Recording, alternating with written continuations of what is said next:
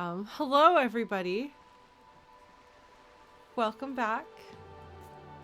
I have been out for not quite a month, but close to it. Honestly speaking, frankly, I should have been gone longer than I was. I should not have streamed a number of the weeks that I did. And I know this because the comments that I was getting while streaming and after the fact, I think indicate to me that there was presumably some sort of disconnect in my ability to like understand the things that were happening in the game and the things that people were talking about. And also my ability to tolerate that was basically non-existent as well.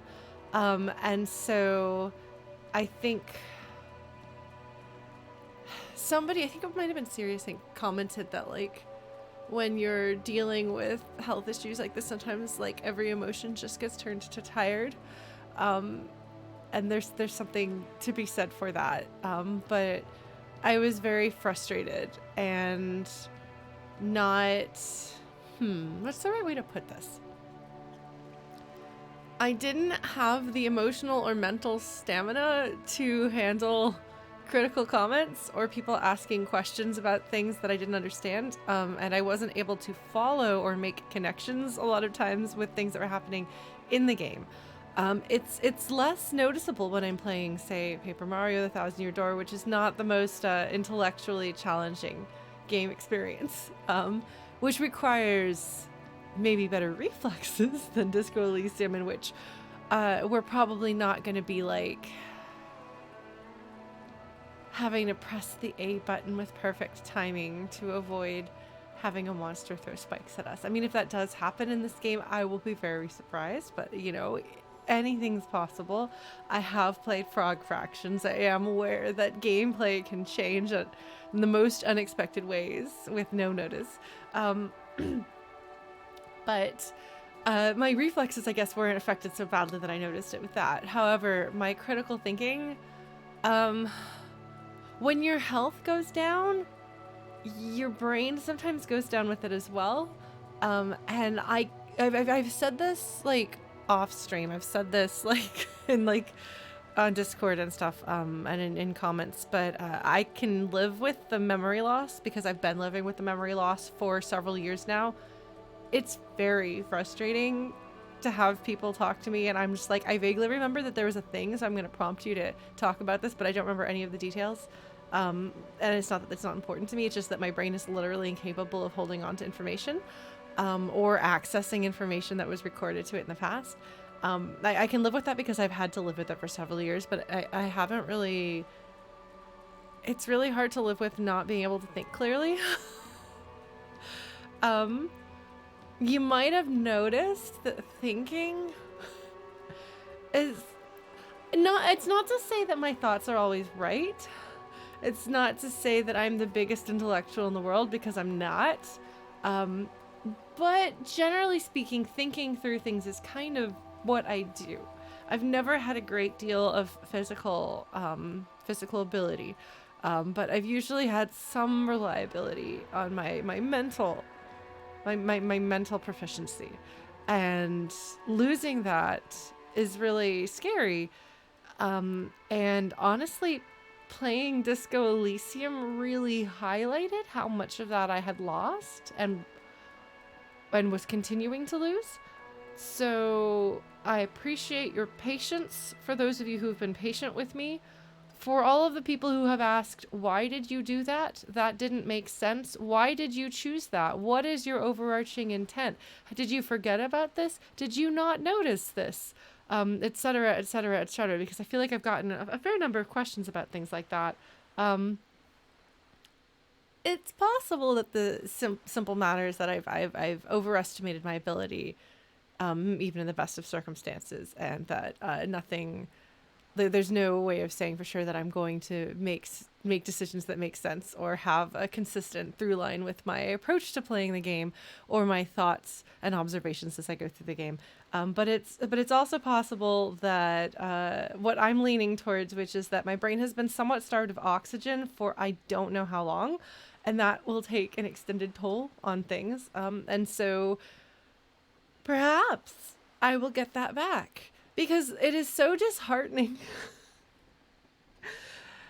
It is so disheartening on one hand to have people comment on some of my older streams like Final Fantasy X, and how they basically to be complimentary about my ability to comprehend what's going on in that, and not just understand the basic plot, but also making connections and kind of processing things. And there's a word that my brain is not providing me with right now. That is what happens when you take information and you kind of synthesize it into an analysis of some sort. I don't know what the word is that I'm looking for, but pretends that I pulled out the right word. So to have on one hand this kind of on one hand that like it's like, oh, okay, I was capable of doing that in the past, but then to contrast that with trying to do the same thing here and failing. And so the question is, was that a fluke? Is this a fluke? Is this game that much mentally harder and I'm not well equipped for it? Or am I just not equipped to do these things right now? I don't know. So we'll see. It is unfortunate because I suspect that if I had been in full command of my my facilities, I might have played this game a little bit better, so to speak, especially in the combat with Joyce. I think I did a particularly bad job with that because, as we noticed last stream, in the final 40 minutes or so of playing that conversation, I was really fading. And then by the time we got to the conversation about communism, I don't even know. I apparently got out of it exactly the opposite of what everyone else got out of that.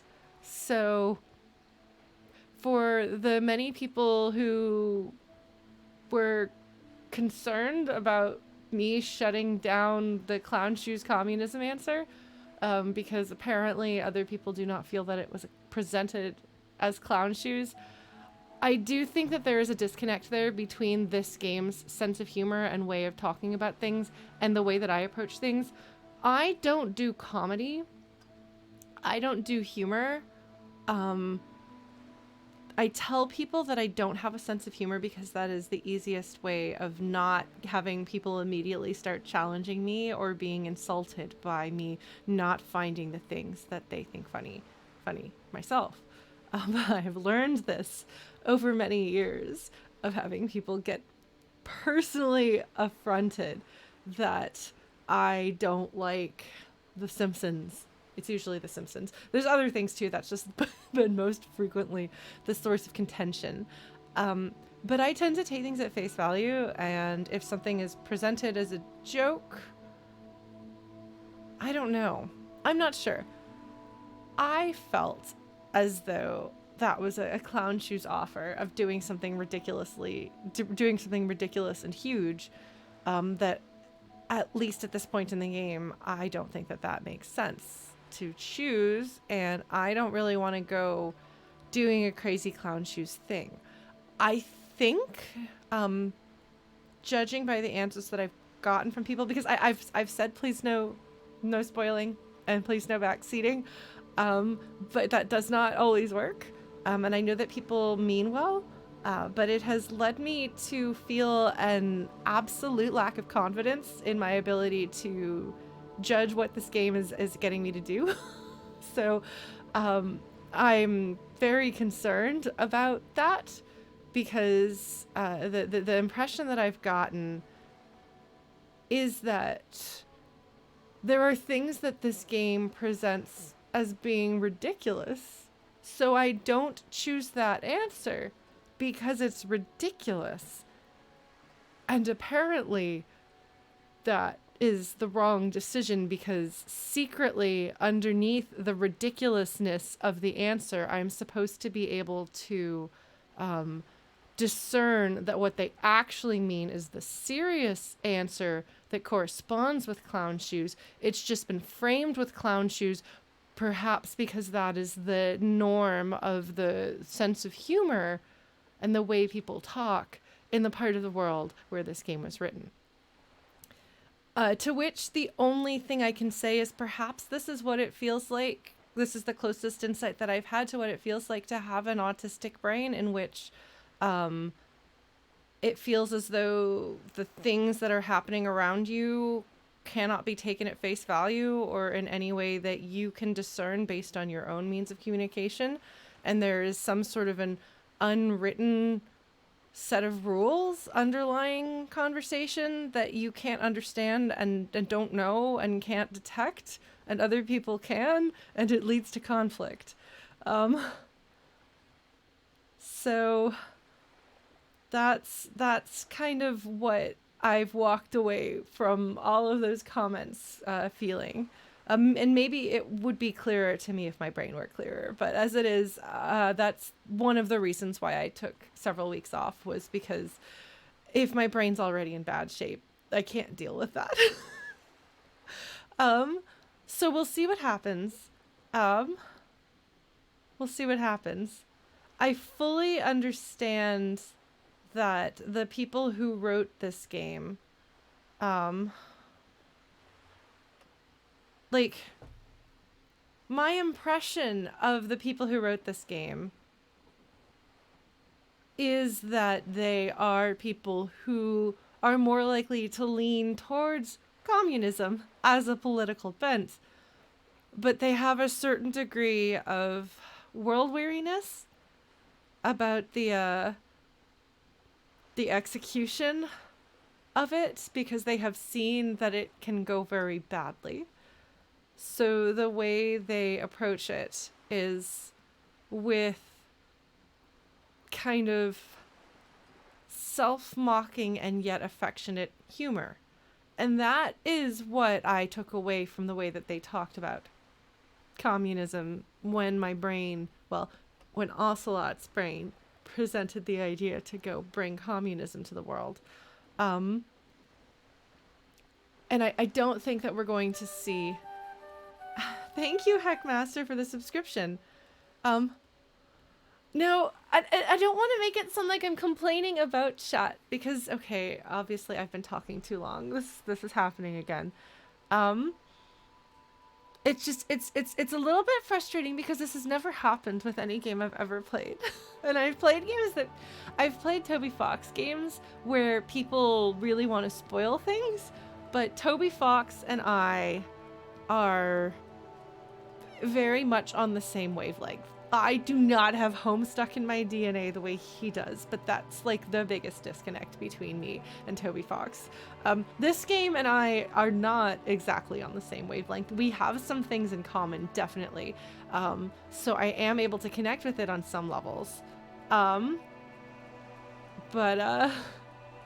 I don't know. So I'm sorry, like, I don't know what to do about that.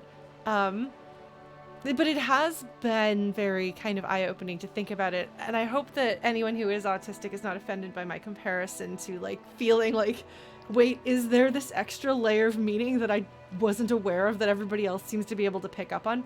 Which is, for me, kind of an alien experience, because my points are largely in social interactions and overanalyzing what people are saying and doing and things like that.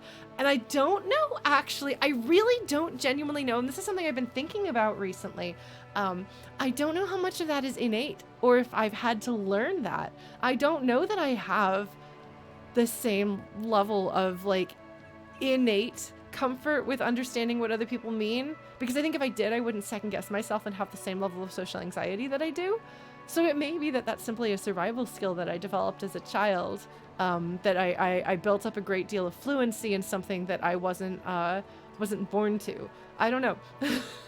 But it is very interesting and strange and disorienting. And I don't really know what to do moving forward with it. And I hope you don't mind me rambling about this.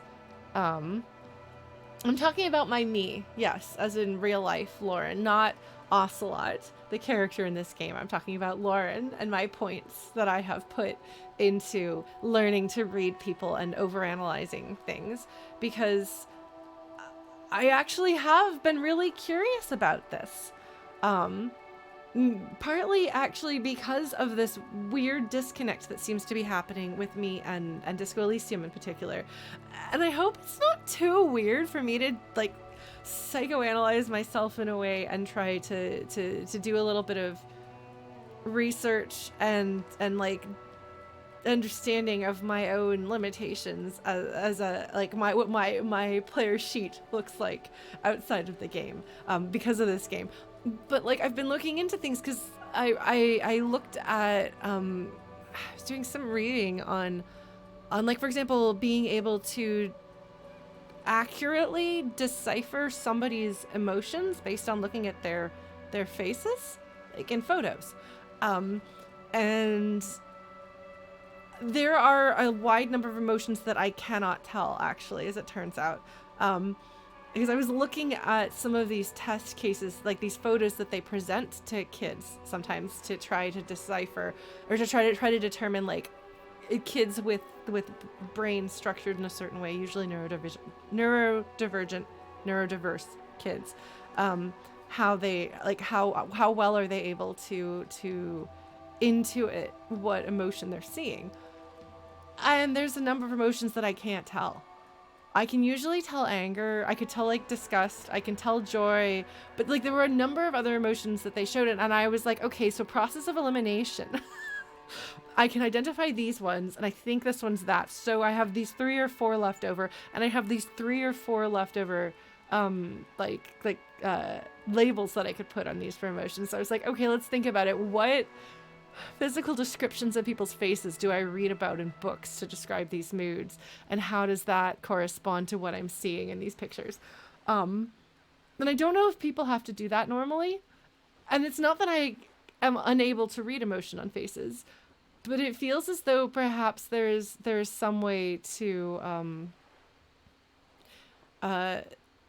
well, so I've also been doing some reading on theory of mind and things like that too,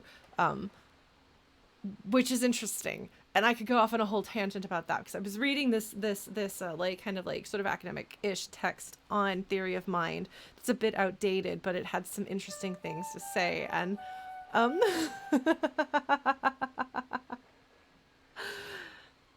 thanks so much for subscribing, Lentil. And thank you all for coming back and listening to me just ramble about this. And we haven't even opened up the game properly.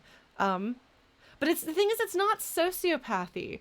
That's not the only reason why people have a hard time reading emotions on other people's faces. And it's not necessarily a lack of empathy, but I think can indicate a different way of approaching empathy. Like one of the things, and this is just a thing to think about, but the book that I was reading on theory of mind, the person in it, who is an older person from a previous generation, going off of slightly older information, was talking about how autistic people do not have theory of mind. But that has been kind of challenged by more recent scholars and more recent professionals in like both like the academic side of this and the like therapeutic side of things. And I think that perhaps the more accurate way of presenting this is that they absolutely do have theory of mind, but because their minds have a different set of normal, like what normal is to them, like their perspective is perhaps different than an allistic person's mind. An autistic person applies the same strategy of theory of mind to the other minds around them, to the other people around them. But their frame of reference is from the way that their own mind is constructed. So it leads to inaccurate analyses of the allistic people around them because their minds are built differently. Likewise, allistic people trying to apply their own theory of mind to autistic people are going to miss the mark because they are trying to apply the standards of their understanding of their own mind to a mind that doesn't work the same way. And so it's not that there's an absence of thinking about other people as having their own minds in either category. It's that they're not comparing apples to apples, you know? And I wouldn't be surprised if it turns out that there are more mind types out there than allistic and autistic as a binary. And perhaps one of the challenges that we have as a species trying to understand each other is that even if you understand that other people have minds and that they approach things and think about things the same way that you are approaching things and thinking about things, the specifics of how they do so is going to be wildly different. And if you try to, and one of the things that I've noticed, for example, one of my best friends, love him to death, one of my closest friends, absolutely so supportive and loving and kind and well-intentioned and delightful in every way. But I've noticed that I would get frustrated sometimes because if I was struggling, he would try to give me comfort, and it would miss the mark almost every time when he would try to do something. And I would be like, this absolutely doesn't work. Doesn't work for me. Why are you saying this to me? It has nothing to do with what I struggle with. And I eventually realized that what he was doing was giving me the comfort that he would want in my shoes. And so now when he goes to give me that comfort, and it's not at all what I want, unless it's something that, if it's something that's like just actively like kind of making things worse, which can happen by accident, in which case I might be like, could you do this other thing instead, please? Otherwise I kind of translate, like, he is saying he loves me and offering support, but it's also helped me better understand how to support him. So when he is struggling, I turn around and say the things to him that he says to me. They're not what I would necessarily naturally say in that situation, but they're clearly what he needs to hear. And it seems to have worked. It seems to have been very helpful for him. And he has no idea I'm doing this. But for me, as somebody who is highly motivated to try to understand other people and take care of other people, and I pull back and try to observe these things, like, it's helpful. And then I wonder how many other people are like that. Because for me, I already try to think about what would this person need and want in their situation, which obviously you're not going to guess right all the time. But if you pay enough attention to somebody and know someone well enough, and have a big enough understanding of people in the world, you can have a decent chance of guessing right. But I like the fact that now I know how to help my friend better. But it is interesting to me that I sit here and say, how can I do better for him? How can I do better for everybody? And he just approaches everything as though the world functions the way he does and thinks about things the way he does. And people's insecurities are the same as his insecurities. And I think that that's kind of an example of what I'm talking about.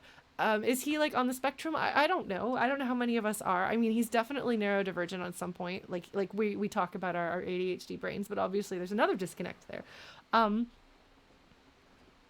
So it's interesting. And obviously, yes, it is all in good intention. So I do not mind. Sometimes, like I said, sometimes it's frustrating because in his efforts to help, he may push me in a sensitive spot because he's not thinking about where I'm coming from.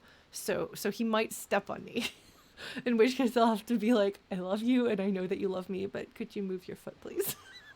But the intent is nothing but good and loving there. And so this is not frustration. If it is frustration, it's nothing more than frustration. It's never anger. It's never any sort of problem that actually threatens our friendship in any way. But it's interesting. So it's got me thinking about this, the different ways that we think about things and the different ways that we approach things and all of that. And why am I talking about this again? I guess because this game makes me feel, again, like the people who created this game. Like when I play Toby Fox's games, I feel very much like Toby Fox and I. Like Toby Fox puts a thing and I feel like I understand what he's doing with it. I feel like I could sit down and have a conversation with Toby Fox about people and we would be on the same page. You know, I feel like we could psychoanalyze people. We could armchair therapist people together and we would probably be roughly like, we could very fluently talk to each other. Not that we would necessarily have the same reading on things, but we would completely understand where the other one was coming from. I don't know that the same is true for these people that have written this game, but I feel like morally, ethically, we definitely have a lot of similarities. The level of overanalyzing and thinking so hard about other people and why they are the way they are, etc. Like, there's a lot of things that I do think I get, but there is a flavor of how they think about things. And I don't know if it's sense of humor. I don't know if it's cultural. I don't know if it's what, but I don't know. I'm going to do what I can do. So there we go. Yeah, thank you, Justin, for indulging me rambling about the stuff I've been thinking about. But it's all prompted, like a degree of this thinking about this is prompted by having played this game and thinking about what I struggle with this. Okay, Scoopy Dooter. That's a fun name. But you're welcome for the ramble. Thank you for being supportive of the ramble.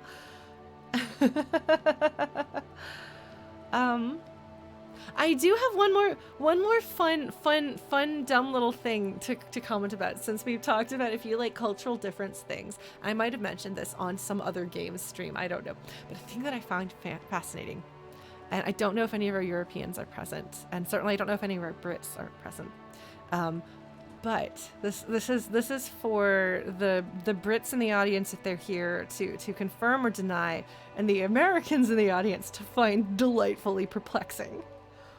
But did you know, apparently, in like British English, when you talk about frowning, they're talking about this. Because when Americans are talking about frowning, they're talking about this. And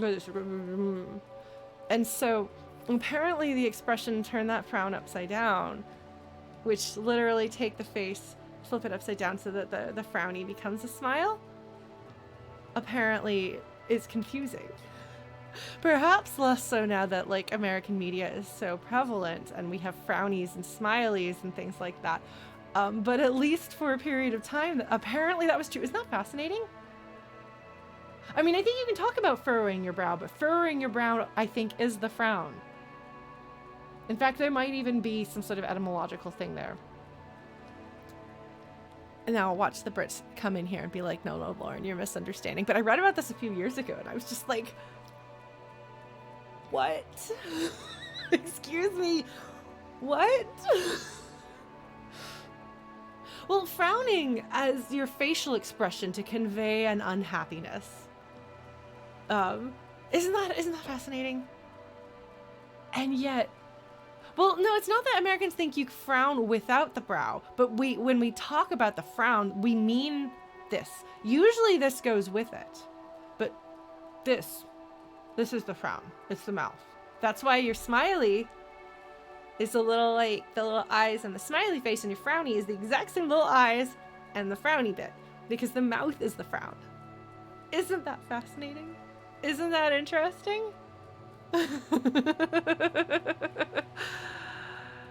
Yeah.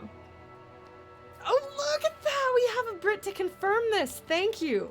Okay, I was nervous that I was saying this thing and it was gonna be wrong. Isn't that interesting? And yet we speak the same language. Fluently, first language, you know? Yeah. Isn't that interesting? And so the British frown can include the like mouth like this, like you're gonna have your mouth like that when you're frowning, and like just like the American frown when your mouth is like that tends to have your brows like this, but it's what part of the face is the frown primarily. Oh, check it out, Dutch is like that too. Is this just, did the Americans just do something weird here? I will believe it. But I wonder where and when and how that happened. Oh man, New Zealander too. Fascinating. Fascinating. Okay, well I'm glad I didn't mislead everybody with this thing. Isn't that interesting though?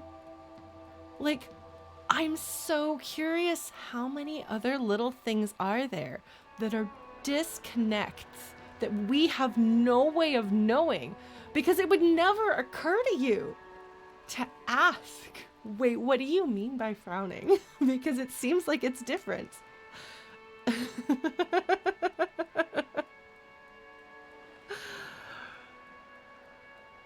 Yes, because the Yanks keep our cowboy hats so you can't see our brows. I like that, May. I like that. And then also, yes, the perception of smiles in different cultures, because people will say like, oh, Americans are just pretending to smile. No, not always. I smile a lot. And I got an autosave. One of these days, we're going to get multiples of the boys doing the back support thing here. Yeah, it's really interesting stuff. It's really interesting stuff.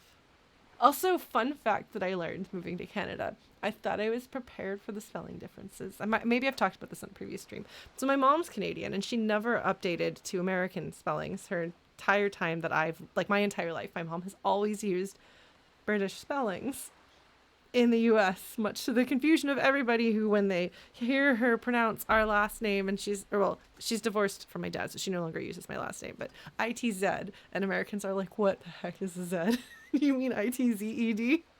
But I thought that I knew all the spelling differences, you know, the ERs, REs, the OURs, all of these different things.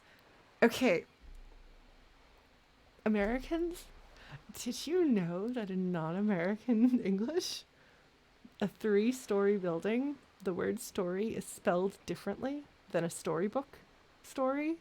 Did you know? There's an E. I didn't. Yes! Isn't that fascinating? I didn't know that. And I learned that, I remember shortly after I moved here, I was like on the bus, and there was this like ad for like 4-story condo buildings or something, and I was like, oh no. Because then I was like, well, how many other spellings are there that I don't know about? Because you don't think to ask of the differences. When I went to Japan, and I'd read, like, what do you do, like, how are you polite in Japan versus the US? Like, I always try to make sure that I know some sense of, like, I want to be respectful of the culture that I'm going into. And so I read up on that. I tried really hard. Then I went to a restaurant, and I was so confused. Because nothing had thought to mention that restaurant etiquette and functionality is different and how it works. And so I was so confused. It wasn't until I went out to eat with some Japanese folks that were able to like answer my questions and explain to me, this is what we do, this is what this is for, this is how you sit down. Like, what's that button on the table for? How does this work? It's just interesting, so you wouldn't think to ask. Anyway, fascinating stuff. No, boys. Oh no! Oh no! I have talked way too long. Okay, we should actually play this game.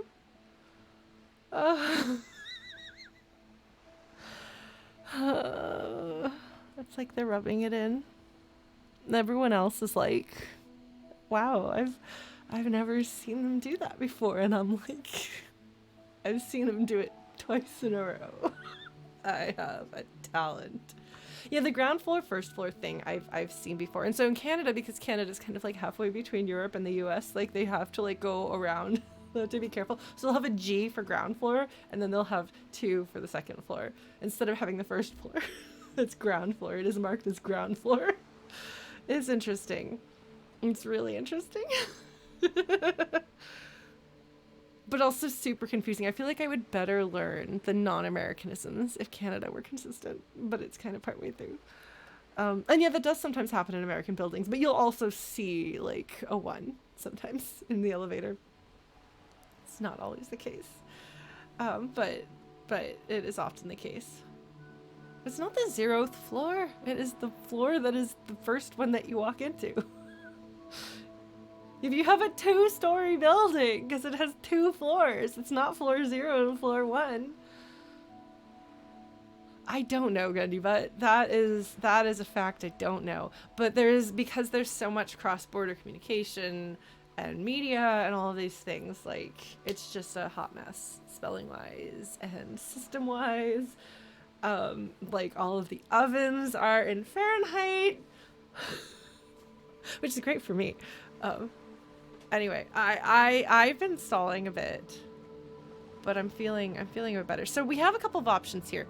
We can resume talking to Joyce if my brain is up to it, which I'm feeling okay.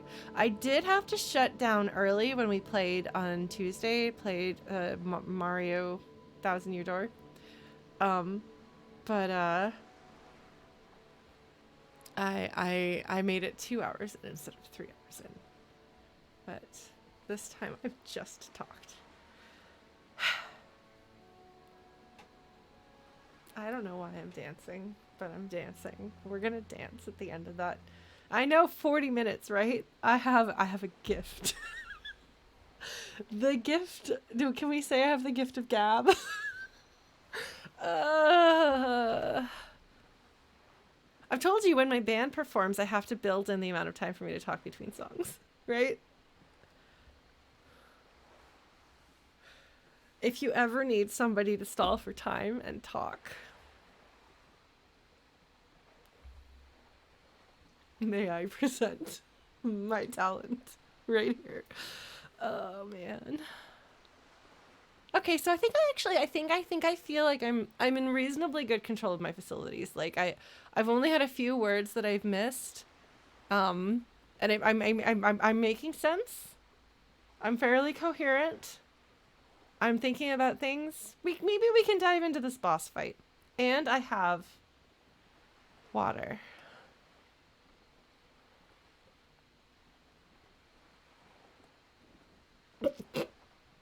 Okay, blue glass. I can speak with my mouth and everyone else has to type. That's the gift of gab. Amazing. Yes. Pamplemousse. Oh, that's such a fun word. I love that word. I really should get back into learning French. I learned French for years and was terrible at it, so I might as well not know it. As has been discussed in this game, though, I have recognized a few words in French and pronounced them as well as I possibly can. It is a boss fight, though. Joyce is a boss fight, and I was not prepared with my brain. Sorry, by the way, if you can hear the alarm. The siren, not alarm. The siren. I'm on the 12th floor. My window is closed. You can still hear it. Joyce is a boss in multiple ways. Yes, that is true. Both capitalism and RPG terminology intersecting perfectly. I suspect this is not the last time that's going to happen. Okay. All right. Shall we dive on in? I will do my best to remember. I probably ought to have watched part of the old video from a few weeks ago. My memory is not good. But my memory hasn't been good for several years. It used to be good, though. Like, once upon a time, I could remember what happened from stream to stream. It is possible that my memory has been affected by the lack of oxygen going to my brain for an indeterminate amount of time. In which case, bringing the oxygen back to my brain may eventually bring my memory back. Wouldn't that be exciting? I did try to shame her over her boat, and I failed. And I think that was a combination effort. I think Ocelot and I both failed together. So how's that? I am so in Disco Elysium that not only am I bringing... Well, it's not just my thyroid. It's also, like, not quite anemia levels of iron deficiency, but close. So it's both of those things, and I'm taking meds for both of them. So I'm ingesting so much iron and my thyroid meds. But unfortunately, it turns out that 2 or 3 weeks is not long enough to get all better. Damn it. I can swear. This is Disco Elysium. No, I'm so in Disco Elysium that not only am I bringing my several years long problems with non-functional memory, but also my brain hasn't been working right, and we're trying to get it working. Just like Ocelot is trying to get his brain working, and his memory isn't working. I mean, fortunately for me, that seems to be where the similarities in our lives cease to overlap. Like, that's the extent of it. No, because I'm feeling a bit better day to day, so I'm like, clearly this means I can hold myself to the same standards I did before, so then I go and I do something and then I suffer for it. Maybe I am Ocelot in an alternate universe. Maybe I'm the AU Disco Elysium right here. Well, folks have been asking about role-playing out Ocelot, and I've told you, like, he actually seems to be taking out a personality for me here, which is interesting. Yeah, Kim is here to remind me. Okay, oh yes. So Everart, we learned that Everart is kind of a crime boss family type. Him and his bro, who, I don't remember the rest of the names involved there. And Joyce, I did not successfully shame Joyce about her boat. We do want to... Oh, yeah, the other guy. And the other guy was short. And they... Did they actually beat him up or just make him feel bad? I'm trying to remember. Yes, the main character, for anyone who's watching for the first time, and thank you, young lord, you just, like, you came in here for the first time and then listened to me ramble about other things for 40 minutes. You get a gold star. Anyone else who has done so, you get a gold star. All of you, gold stars. In fact, everybody, you can pick the star color of your choice. No, so when I first saw the cover art to this game, I was like, okay, so it's Revolver Ocelot and Flashlight Glasses Guy, and I bet they solve crime, which actually turns out that the solving crime part is correct, which I didn't realize. But so he's Revolver Ocelot, although he's now become more Disco Ocelot, which is fine. Thank you, Gundy, but that's correct. They told him hateful things, that they didn't actually beat him up. That's right, Serious Inc. The pre-chat went so long, the boys did their trust lift twice. It's never happened before. Doesn't he look a little like Revolver Ocelot? Thank you. He does. He's got unfortunate facial hair. However, he lost his gun. If his gun does turn out to be a revolver, I will laugh. It will be completely inappropriate if I laugh, probably, but I will still laugh. It's a fantastic game, and it seems to have taken the world by storm. People have really big feelings and a lot of love for it. Start a band called Motorhead. That's a real band. You're making a joke, aren't you? I don't know the joke, but I can sense. I feel like that's a joke. I think the mutton chops would be less unfortunate if they weren't accompanied by everything else that's going on there.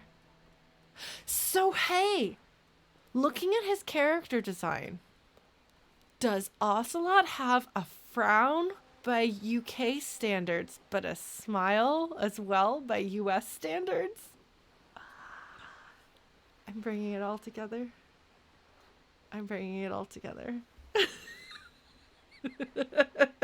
Does that even count as a callback? He looks like it could be furrowed. He's got a lot going on there. He does have the expression, that's true. Oh, man. I feel like there's a number of games that have felt like art pieces to some degree. Somebody, bless their heart, decided that since I had played through Kentucky Route Zero, that they would watch through it, and I don't know if they watched all the way through it. That was a game it was too art for me. I was like scratching my head a bunch. They do a bunch of things and I'm like, I'm with you here, and then I was like, I have no idea. Okay. All right, shall we talk to Joyce some more? Hold on. No, that's not right. That's not the button I want. What's the button I want?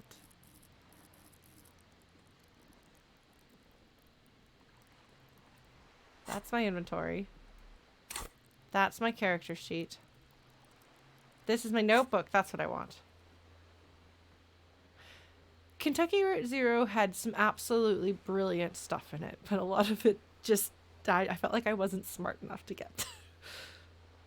Let's see. Okay. See, track down your gun. Keep looking. Maybe someone else knows something. Okay, so there's things that I should probably do at some point. Oh, that's right. I wanted to get a reality lowdown from Joyce. This might be a bad idea because I don't actually think that Joyce's perception is what I should be putting in Ocelot's brain. But Joyce is rich. Rich people are educated.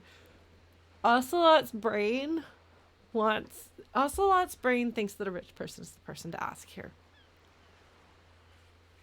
Is Ocelot's brain the best source of decisions? No. However, it does feel like something he might do. He seems to have decided he wants to do that. Joyce does seem quite intelligent. No, that's true. And she'll know a lot of things. And she will answer a lot of questions. I guess that's true. Lena did say so. That's right. Lena, with her nice southern accent and a few tells that pointed out to me that she was British. Subtle ones. So that is a thing that I wanted to do. I'm also supposed to go clown shoes because Kim is trying to get information from her. And so either he's trying to get me to get her to soften her up, or he's trying to good cop, bad cop, except it's more like crazy pants cop, sane cop, which is a really interesting take. Come to think of it, though, that is probably less destructive than good cop, bad cop. Between Ocelot, alcohol, and the horrific necktie, I would certainly go with Joyce. I mean, it depends, though. It depends. There are things that I would not go with Joyce's perspective on, but good cop, rad cop. Oh my god, I can see that. I can see that. Necktie cop. Yeah, okay. So we got some stuff going on. What else? There was something else. Wait, what is this? Come on, then this one. Sorry, I can't see this on my.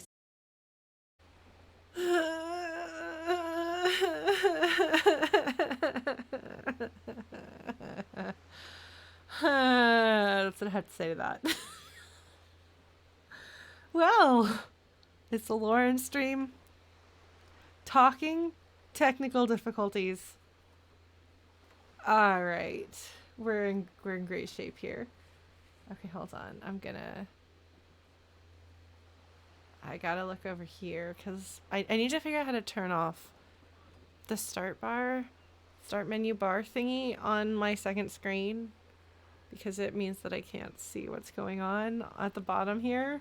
So I have to like look on my like OBS to see where my mouse is down there. My brand does include technical difficulties and talking a lot, so I'm on brand. I don't know if that was OBS. I haven't figured it out. Things were going better for a while there because Stolen Light helped. But apparently it's having problems again. I don't know what's up with that. I don't know. Prove it. I don't know what prove it. All right. So for some reason, this one had a thing changed. Why did it have thing change? I guess because I hadn't looked at this because... Well, no. Did I sacrifice a goat? No, I did not. I did eat some goat cheese. Does that count? Zero Silverwind. Okay, that sounds like a role-playing character. That's a good name. That's a solid name. Sounds like a magic user of some sort. Thank you for subscribing. I'm just sorry. I feel bad because I'll hear people's names and I have like commentary on some of them, but look.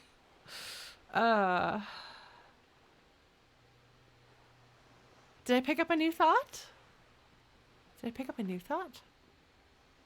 Where did I pick up a new thought? Because we did this one. We did this one and we did this one. I don't see a new one.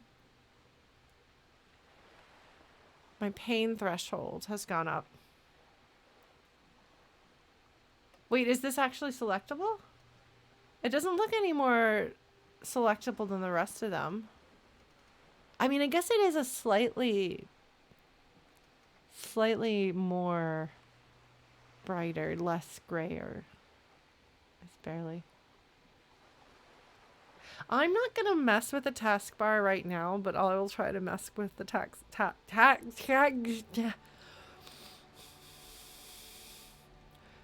the taskbar, and I will have words in the future when I am not streaming and attempting to avoid technical difficulties resurfacing. So there's a finite number of spaces that you can put thoughts in your head. So you'll have to eventually forget thoughts in order to be able to put more thoughts in there. Interesting. Okay. Sort thoughts by date. Status. I think it might be a color scheme issue, but I think you're right. This is a slightly different color. The 15th Indotribe. Oh! Did we talk about Indotribes? Talking with Joyce. Yes. Here we go. All right. I'm going to read this out loud. I'm sorry, folks, but you are stuck with me reading things out loud, which means that we can reveal the fact that I stumble over my words occasionally, which is great fun and leads to really silly jokes like Jennifer White the Ball Bomb in Thousand Year Door. Oh, that one's never going away. All right. The 15th Indotribe. I'm going to read this to you. Wild Pines, Feld, Coupry, Tricentennial, Villiers, and La Salle. Names of Revacholian Indo-tribes spring into your head, set loose at the mention of wild pines. Royal monopolies, octopuses, and swordfish, most of them gone now. YBP, Expander, Saint-Baptiste, sorry, there's not a P. Saint-Baptiste, Brightest Star, LUM, Resplendent, East Insulindic, Welter, and El Cassette. But isn't one missing? Wait, no. There were only 14. Then why do you feel like there was a 15th Indotribe? Interesting. Okay. I think I did okay with those French names. I think I did all right. I will continue to do my best. I at least know some things, but there will be times that I need to get pronunciation help. So interestingly here, Ocelot is remembering things. And as clueless as he is, as clueless as a new babe running around as Ocelot, it seems that whoever Ocelot used to be before everything broke for him actually had a great deal of knowledge. And I mean, that's got to be the case because it's not like he's tapping into Wikipedia when we gather information. It's because it's in his brain a lot of times. And so obviously, it depends on, what skill points do you have, I'm sure determines how much he knows. But even if he doesn't have encyclopedia explaining things to him all the time, there is definitely a wealth of knowledge out there that he does have. Our narrator is not feeding things from some sort of collective knowledge base. Our narrator is feeding things to our fellow Mr. Ocelot here, that he knows, pulling it out of what he's heard, what he's observed, what he's encountered, what he's learned, even if it maybe is something that he saw passively and it's now being pulled out of his subconscious into his conscious awareness. It has to have been something that he knew at some point. So here he hears these names and he thinks of more names. He remembers more things. Worth noting, I have to point this out. Sorry, this is what I do. So Feld, right here. This name Feld, we've heard Feld before. Or at least we've seen Feld before. I don't know if we've heard it, but we've seen it. In fact, we can see it right now on the screen where my cursor is pointing. Whatever the Feld playback device is, it is how we are engaging with the world, with the story. And I haven't yet figured out, there's a word for this. I've asked about it so many times. Maybe one of these days I'll retain it. When things are actually part of the game world and the game story instead of just being an external thing that we interact with. Because there's music in diegetic. Thank you. I knew there was a D in there, but I couldn't think of what the rest of the word is. Diegetic. So I don't know how diegetic this Feld playback device is. I don't know whether somebody else is watching playback of Ocelot's life. I don't know whether Ocelot is watching playback of Ocelot's life. I have no idea. Or if it's just that they wanted to put something that felt like the devices in the game world. We'll figure that out as we go. Don't tell me if you know. Probably some of you know. I'm curious about this. I might be overthinking this. Coupry is, I think, the model name of Kim's car. Kupri Kinema. Because Kupri, it sounds like a car name, doesn't it? It is a really cool UI. No, that is true. And it feels like it's a UI that's part of the world that's specific to this game experience. And that is really cool.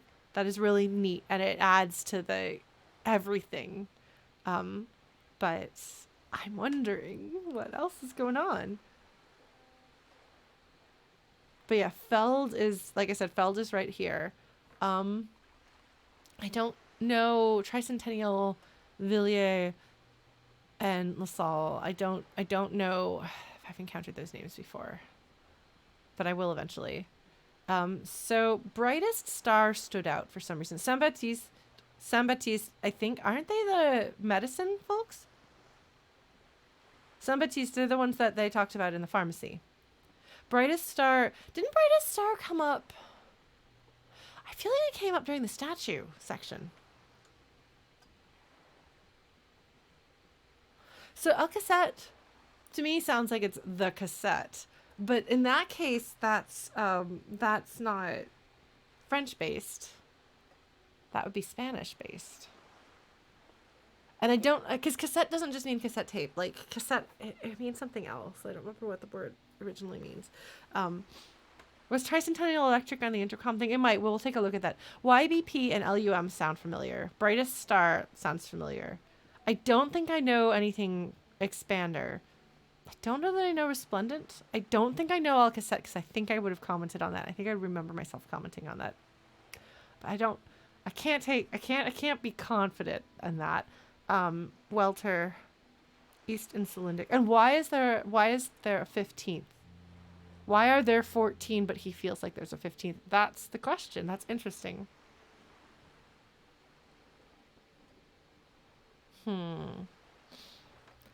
Well, I'm going to internalize it.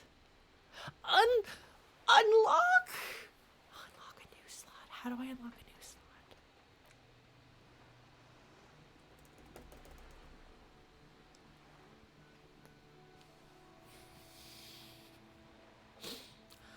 Or I could forget one of these thoughts, but I don't want to forget a thought.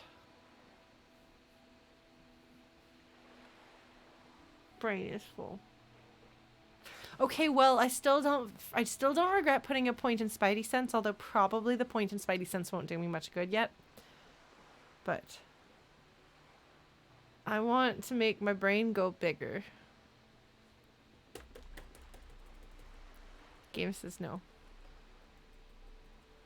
Sophie is sleeping adorably. Would you like to see Sophie? Let me make sure I'm not going to, like, accidentally dox myself with stuff or anything.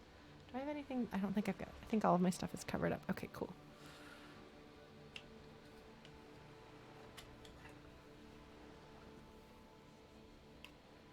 There's a cat. Do you see the cat? You can see the cat now. All right, so we're going to go talk to Joyce in just a second, but for now, cat. What a baby, little tail goes flick, flick, flick. Is that a baby meow? Is that a baby meow? Yes, I'm talking about you. There we go. All right, we have now seen the cat. We can now progress with the game. She is having quite a snooze. All right. I just felt like you needed to see the cat because she was being really cute. Yeah, it turns out that all the tabbies of that coloration look like they could be related. They're pretty similar looking. All right. I wonder what this is. I don't know. I'm going to try not to think too hard about the Feld playback device. I'm going to fail, but I'm going to try not to think about it too much.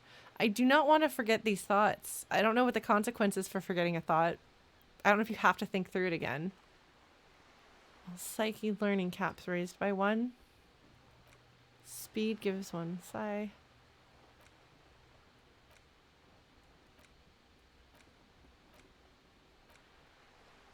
Interestingly, sometimes these get connected and sometimes they don't get connected.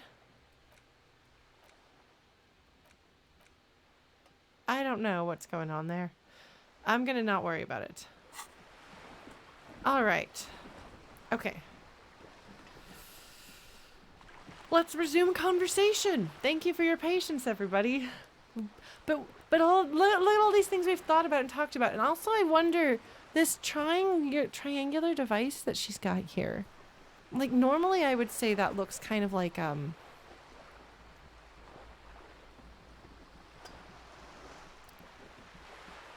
spyglass telescopy type thing, but it can't be. But it's a triangle. Triangles are an interesting choice. Joyce has been here for a while. She's looking down at... What is she looking down at? Oh, her coffee cup. Her mug, I think. Yeah. All right, so let's talk to her. We're going to see how this goes. I may wind up asking chat a little more than usual to help remind me of things. As a reminder to you, you will know if I'm asking you a question because the chat hat will be on my head. If there is no chat hat, I'm not actually asking a question of you. If I ask a question, I will specify the limits of the question. So it may be a yes or no question, in which case please only answer yes or no. If I want a hint, I may ask for it in the form of a haiku called a hint-ku. So that prevents people from just blurting out exactly what to do if I'm trying to figure out a little step at a time. So yeah. Yeah, I noticed the device earlier, and I'm not quite sure what it's supposed to be. Because it looks like it's got lines crossing it. I don't know. It's probably for directions, but I don't know. I don't really know boats, but I know that there are things. I know that her boat doesn't look like it has the same stuff on it that a normal real-world boat. This doesn't look right, and this doesn't look right. In the same way that the cars don't look right, you know? It's just another case of the technology is wrong. All right, let's talk to Miss Joyce.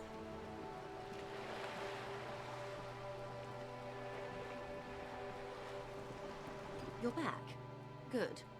What can I help you with? Her silvery thermal cup. Fortunately, the game tells me what she's holding. All right, I'm going to turn the audio up a bit because the music will be relatively quiet and you want to be able to hear the voice acting, which is largely very good. All right. So we're going to dive right on in and start asking him some more questions.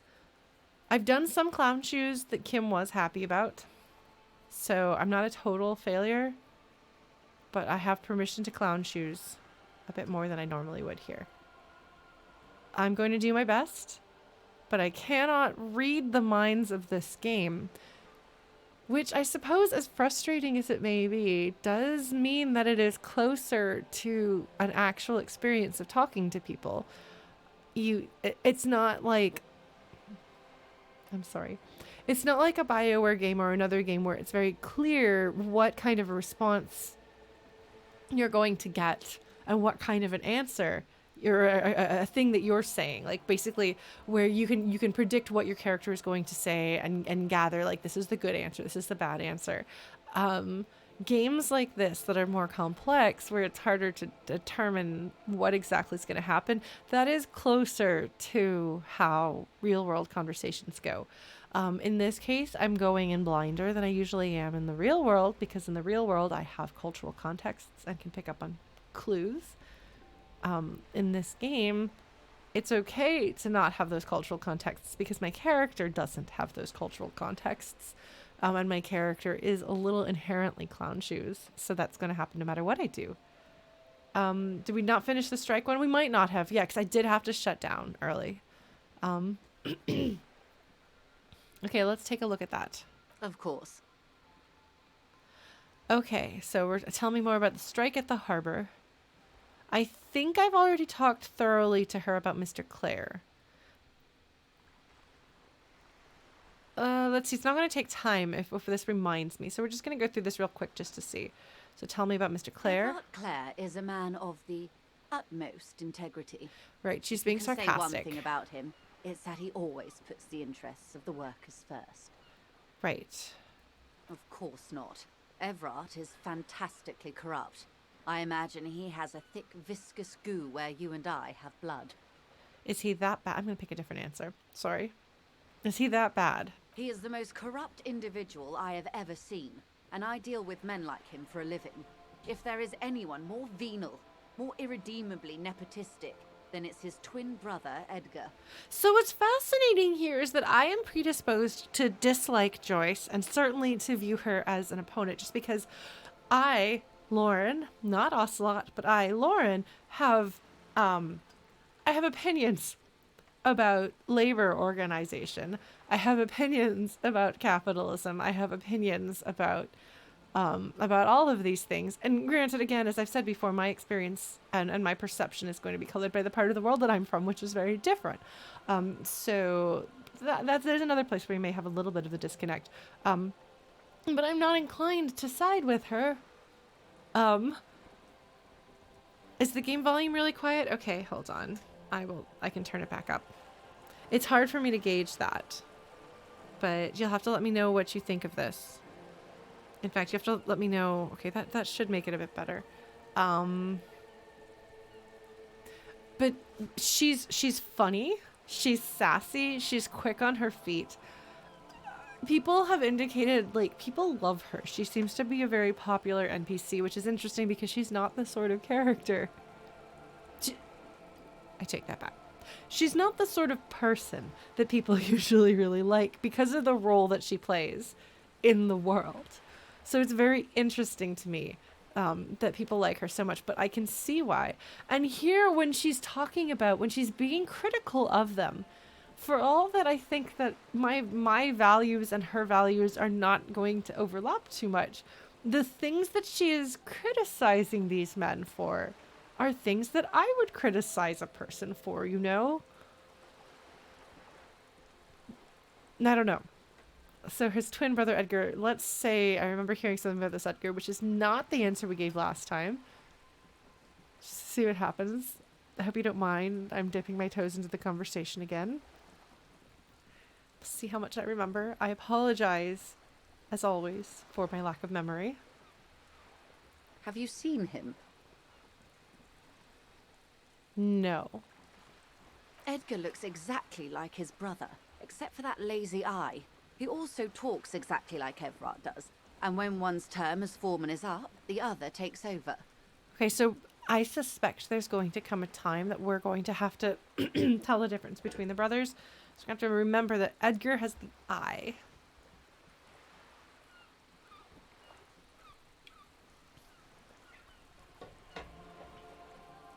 It's how they circumvent the term limits, you see, with a funny little switcheroo. Okay. While in office, they've embezzled God knows how much of their workers' dues. Okay, this I feel is a repeat. I think we've already heard this. The Débardeurs Union was once Yes. a perfectly normal organised labour at its best, as they say. A mob. The débardeurs. Refreshingly honest. And your opinion, detective, if I may ask?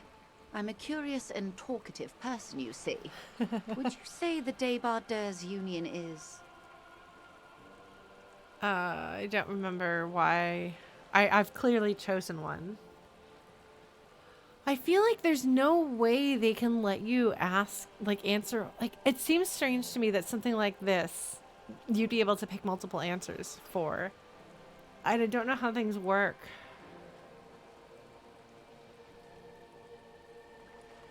Maybe I'll pick a different answer. We'll see how that works. I don't know. Say I prefer not to have an opinion on these things. Of course, officer. Okay. She doesn't have a response if you chicken out of that. Okay. See, you said something happened in the elections. Let's ask about this. This is new content. I'm glad you asked. There was a woman, the previous forewoman of the union. She disappeared. That's not good. Disappeared? Yes. On the last day of the local chapter elections, her daughter phoned in and said she wasn't running anymore. Or coming to work. Ever. End of story. Okay, well, it happens is clearly not the right answer here. Extortion, maybe, would make sense. I mean, I feel like extortion is too specific. Some sort of bad thing happened. But if she disappeared, there's a difference between her not going to work and her disappearing. I'm gonna go with eerie because I feel like it could be extortion, but I think it goes beyond that if disappearance is the word she's using. Downright haunting, if you ask me. The Wild Pines suspected foul play, but what could they do? It was a union matter. Of course, she's also continuing to be like, gosh, isn't it terrible that we, the company, can't have no power to help people against the evil and terrible union. But because this is a complex game and not a very simple black and white game in which union, good, company, bad, well, the union's been involved in some pretty shady stuff. That is interesting. It's uncomfortable. But it's not supposed to be comfortable. We like things to be black and white. We like things to be easy. We like knowing that we picked the right answer. We like knowing who's the good guy and who's the bad guy.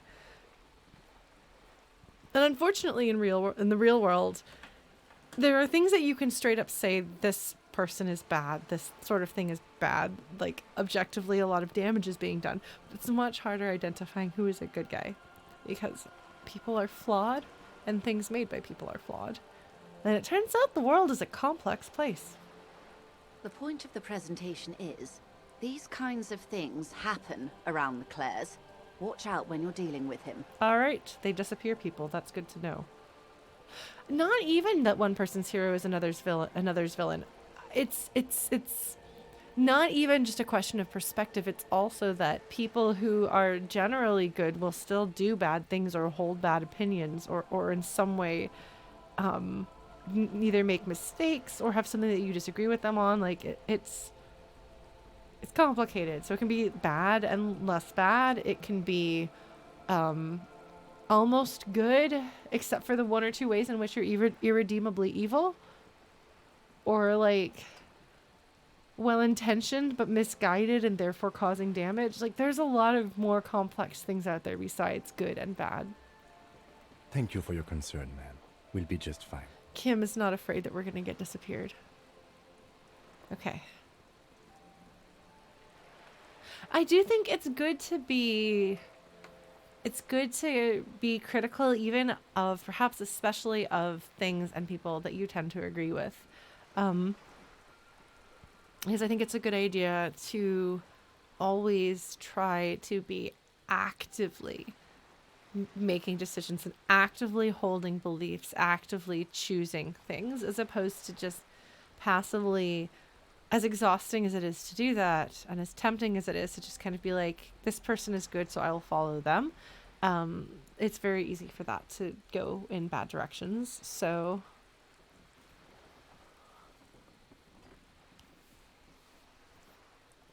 well, I mean, I guess maybe part of why I'm saying this is because as somebody who is left-leaning, like, that's my value system, is that you should question everything.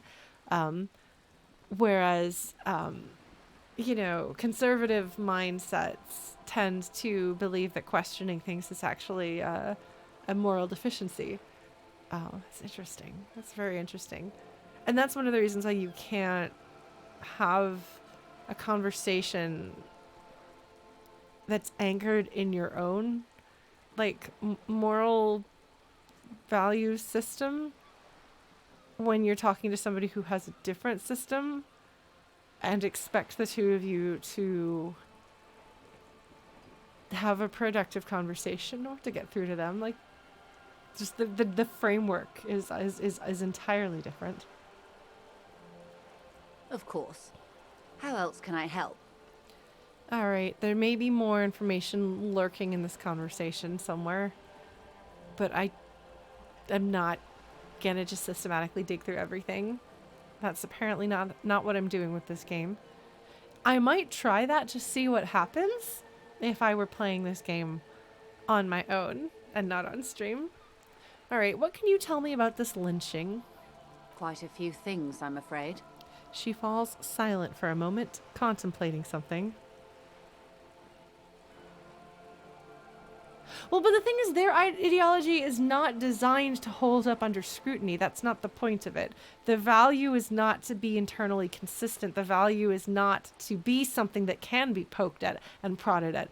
It has to be convincing. It has to be powerful. It has to be, like, in line with what they believe. All of those things. So what matters there is conviction rather than. I'm trying to think of how to phrase this. But the reason why their ideology is successful with people who have the right framework to understand it is because it does succeed in ways that leftist ideologies don't succeed. Because they don't have, because it's like we on the left, we tend to bicker and fight amongst ourselves. That's one of our weaknesses. And I think that is something that on the right-leaning side of things, that they don't tend to do that as much. And so something about the way that they structure their beliefs and the way that they structure their ideology, it's stronger in the way that is reinforced by, like the belief system is stronger because it is stronger in the ways that they value. And the way that they value is not consistency. It's like, that's why trying to point out a Republican's hypocrisy is not going to get you anywhere, because they don't care about hypocrisy. They don't care about ideological purity in that regard. The system by which they're measuring their ideology is completely different. What matters is whether it feels right, whether it is in keeping with the general idea of what they say they believe in, not necessarily like do all of your value points all make logical sense and line up together? No. Do they all feel like they are consistent with this belief in how the world works? Yes. And so you can't gotcha a Republican because they don't care about that. They're not going to be like, oh gosh, it turns out that my ideals are contradictory with each other. I guess I have to change my mind.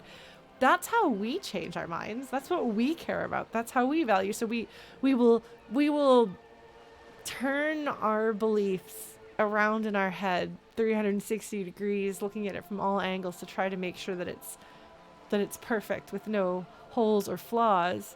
And that makes it harder, I think, to have the conviction to move forward. If that makes sense. So there's strengths and weaknesses in both regards. So, yeah. It's interesting. And immensely frustrating. I've stopped pointing out the hypocrisy. Because it does nothing.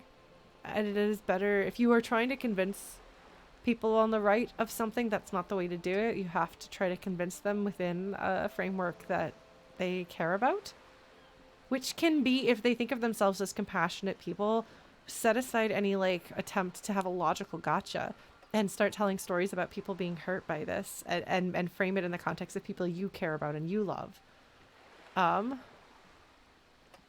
I mean, Nick, you're going to come at things with your bias, and I'm going to come at things with my bias, and I'm not going to pretend that I don't have a bias, because every human being alive has a bias. And so from my perspective, their framework is flawed and leads to a lot of destruction in the world. But it is their framework, and if I'm trying to get through to them, then I have to approach them. Meet them where they are. If I agreed with their framework, I would follow it, but I don't.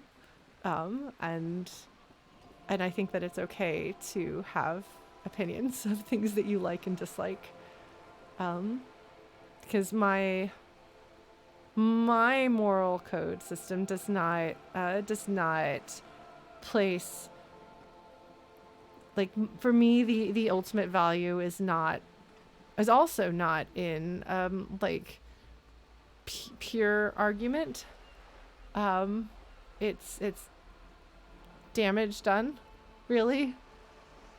How do we minimize damage to people and the world?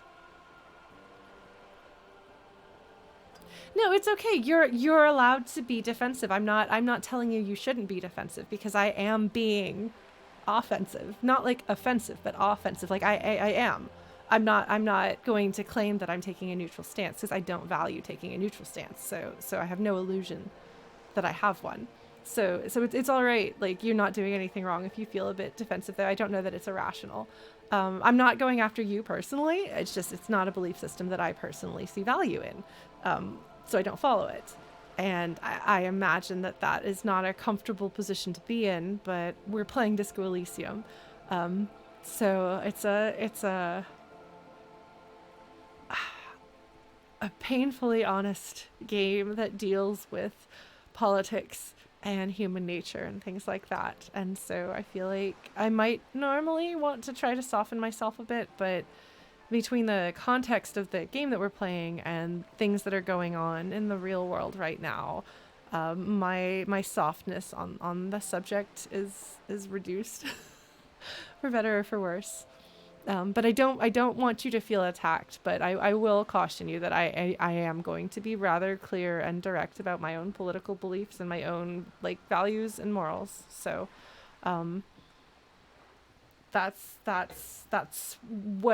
consider this a cautionary notice that is going to happen here. I'm not trying to be a neutral party.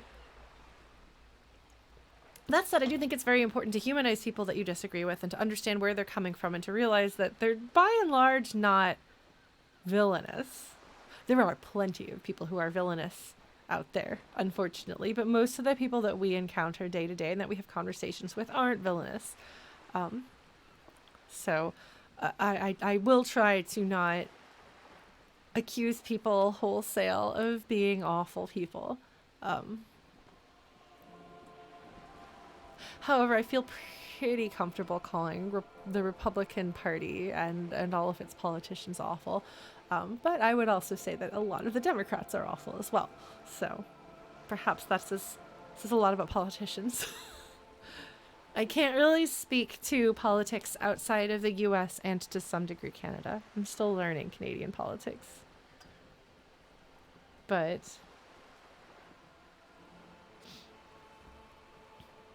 is Ocelot can say things. Yeah. I had an ex from small town Arkansas who would say that people in that small, very small town, super generous, kind, giving, understanding, as long as you're a straight white Christian. That's fair. There's a lot of people like that in the world. Hey, Jason. We're talking politics. There's a lot of bad stuff going on right now in the world. So politics aren't... I think maybe part of the reason why I'm not taking such a soft approach is politics aren't hypothetical. They have real world consequences for people. All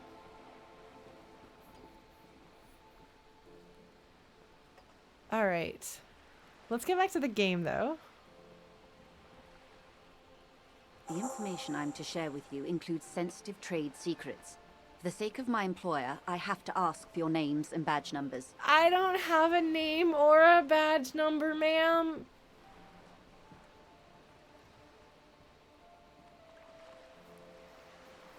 I don't know what Ocelot's going to do about this. However, maybe I'll pick a crazy answer and Kim will cover for me and just be like, I'm sorry, he's lost his mind. Yeah, Justin, unfortunately, that is the world that we live in. It would be delightful. I would love for us to live in a world in which the politics, the discussions that we have about politics, I would love for it to be like, what is the best means of solving problems? Like, what is the best way for us to allocate our resources for the most good? And some people are like, I think we should allocate them in this way. And other people think, I think we should allocate them in that way. Like, it would be lovely to have that be what politics are. But we're talking about people's human rights. We're talking about literally life or death. People's abilities to be themselves and to exist.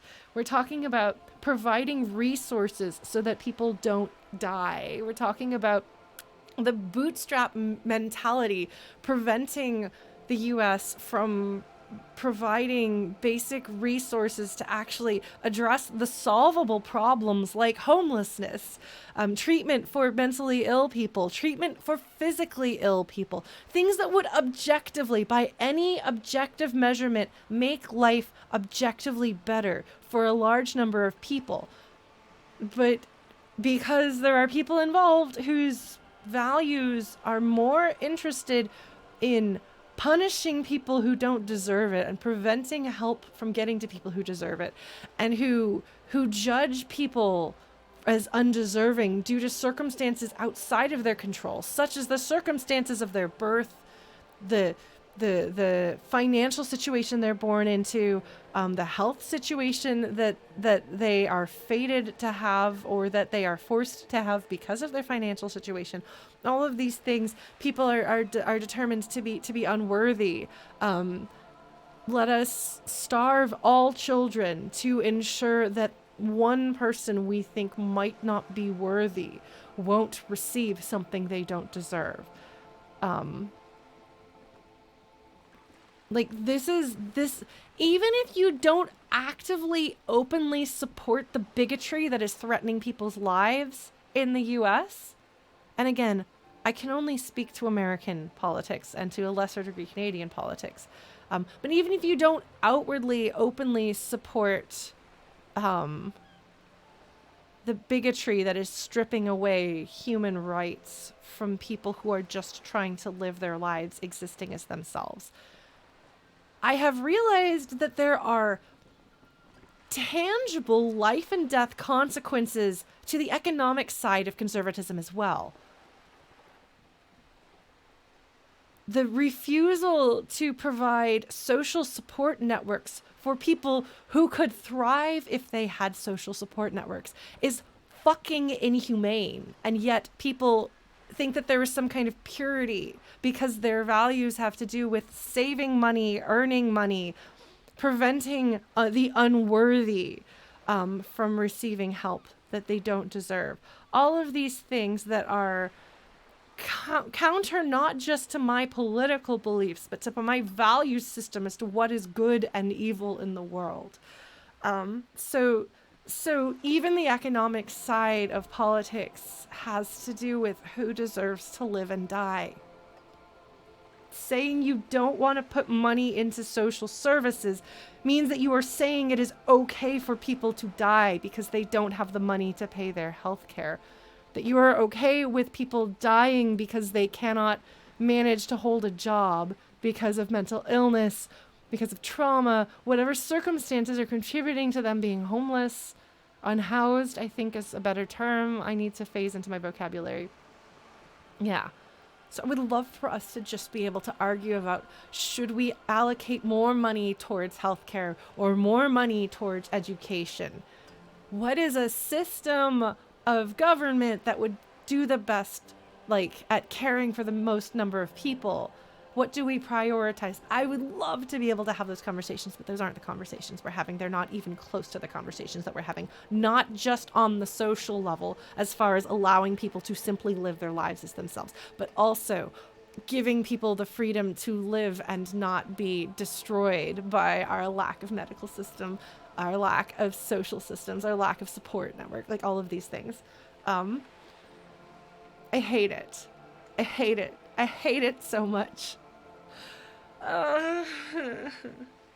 So we're playing a video game, folks.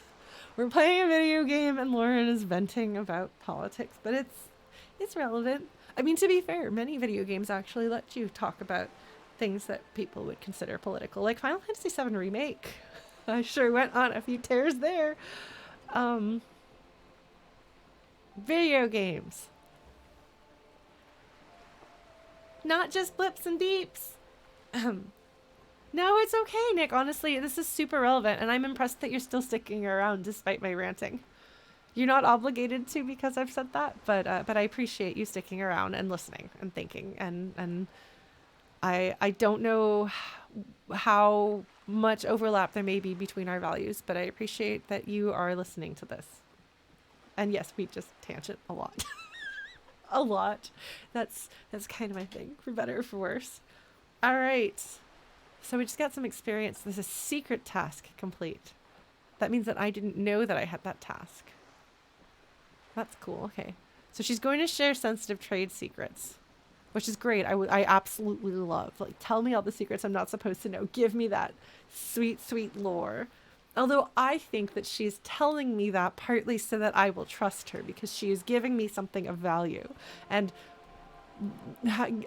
creating the perception that she is making herself vulnerable. She's saying, I am making myself vulnerable, so you should make yourself vulnerable. Negotiation. I don't know how I'm going to deal with this one, though. But Kim is a smarter man. We'll figure this out. Of course, ma'am. We should have introduced ourselves. I am Lieutenant Kitsuragi from Precinct 57. The lieutenant hands her a piece of blue plastic. This is the thing I'm missing. Oh boy. Are you ready? Are you ready to see what wackadoodle responses I have? Kim has told me to be clown shoes, so instead of being contrite, I'm going to have to choose a clown shoes answer here, I think. And this is my colleague from Precinct 41. I'm afraid he doesn't have his badge at the moment. I hope mine will suffice. Or Kim will just take care of it. Thank you, Kim. That's what I mean. Like, he's my grown-up. Fortunately, there is a grown-up present. You gotta have at least one grown-up in the party. It's very important. Otherwise, you get into all sorts of trouble. How curious. Why is that, Detective? All right. Here's where my clown shoes come from. Okay. She returns the lieutenant's badge and turns to you. Awkwardness washes over the conversation.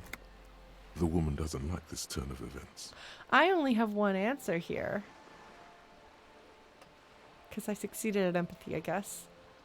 Remember when my partner told you I'd recently suffered from an unusual medical episode? My lost badge is related to it. All right, well, this is the only option we got, so I'm going to choose it. See what's up.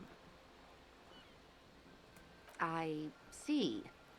So, are you saying you lost your badge during the course of this episode?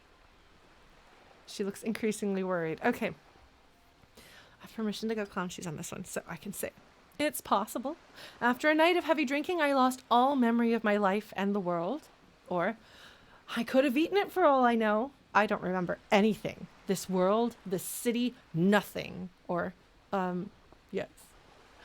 I don't want to make her dismiss me for being drunk in this conversation right now.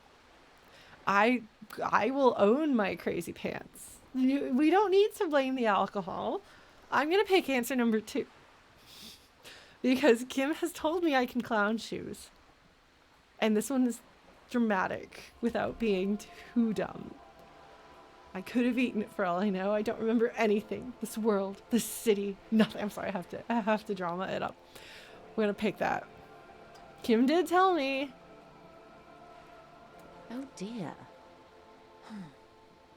I suppose this does explain some of the more curious turns in our conversation. She sighs with compassion, sadness even. Okay.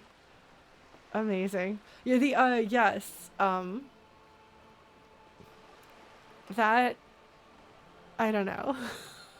That didn't feel clown shoes enough. Well, I don't know if this is what Kim wanted, but, she's like, oh, you went crazy and lost your memory. Oh, that's why you've been so weird. She must have been suspecting something for a while now. Okay. Yeah. No, that would make sense. I have said some weird stuff. As I said, ma'am, his technique may be very unconventional, but he is an officer of the RCM. Hope that wasn't the wrong answer. Kim, you did tell me to play crazy.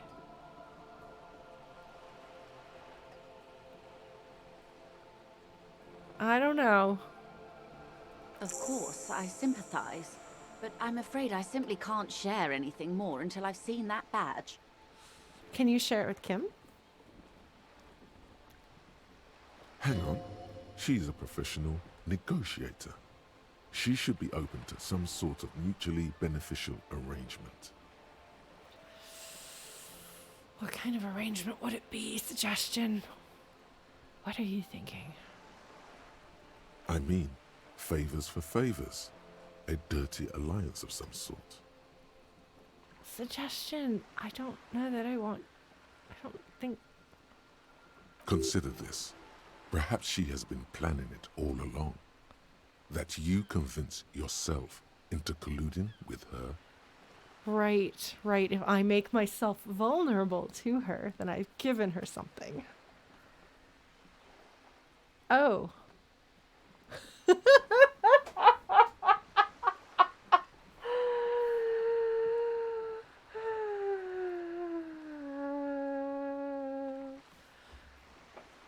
I love this. I love this. Okay, so suggestion. It's 92%. A dirty alliance. Sympathy for your amnesia and pities your boat failure. To be fair, that was really embarrassing. He was like, no, I'm going to come up with something. I got something. Any moment now. It's going to happen. Just give me a second. And she's just like, is he always like this? Is he really? He's really trying there. And he's like, no, I got this. I got this. And she's like, oh my God. He's trying. He's still trying. All right. Well, this is high enough. We could still fail this. All right. I got to overthink this, folks. Give me a minute. We're going to overthink this. We're going to overthink it out loud, which feels like that is in the spirit of Disco Elysium. I mean, Disco Elysium is basically overthinking it out loud, the game. And that's even before I get involved. The game is providing me with that. All right. So what am I overthinking? Okay, so first of all,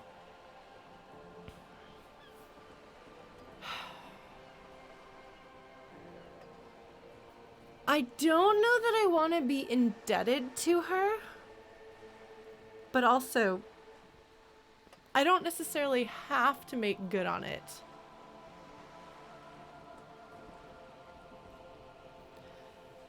Making a deal with the Wild Pines rep could make it so that other people are less likely to trust me. However, Everard doesn't seem especially trustworthy either.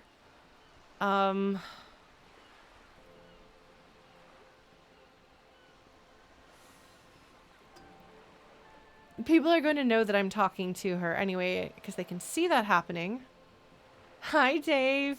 Oh man, we had some fun conversations about differences between UK and US English, so you can look forward to that. Go to bed. It's like 3 a.m. Go to bed. No, so we're already going to have been seen talking to her, but we're also cops.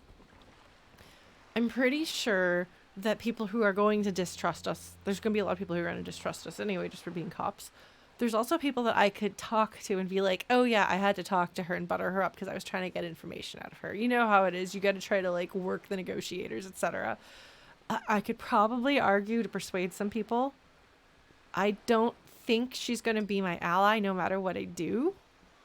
And I'm pretty sure that I can back out on that. It might come back to bite me in the ass. But I'm pretty sure I can try. And if it does, well, I mean, it's also a lot. So I think I'm going to give this a try. I think I'm going to go with this 92% chance of having a dirty alliance. Because they do tell you straight up alliance. Thinking about an alliance. I think she might be like, okay, but only if you give me information from the other side. And if you don't, I'm going to do something. She doesn't, thing is, she doesn't have collateral on me right now. So she might require me to, like, I really ought to give her something up front. She's going to want something up front. Because otherwise there's no way of guaranteeing that she can collect. Well, we'll see. I'm going to pick it anyway. I just have to overthink about what the consequences for this are going to be.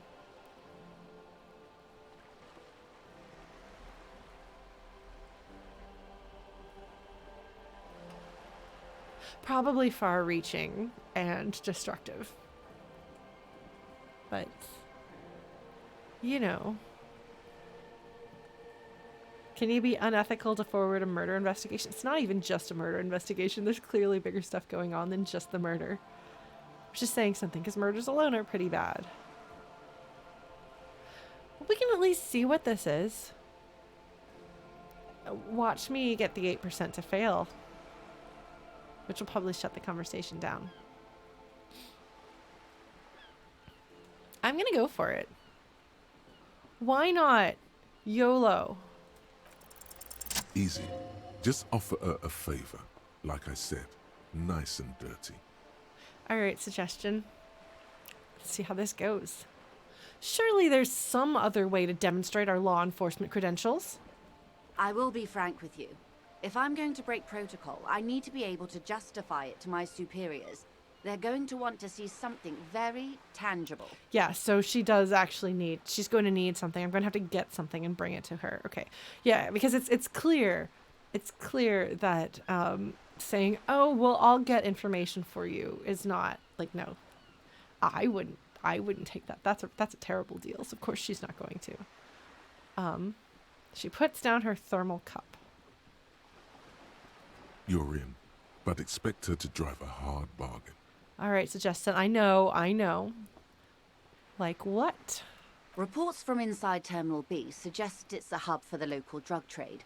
This is an open secret in Martinez.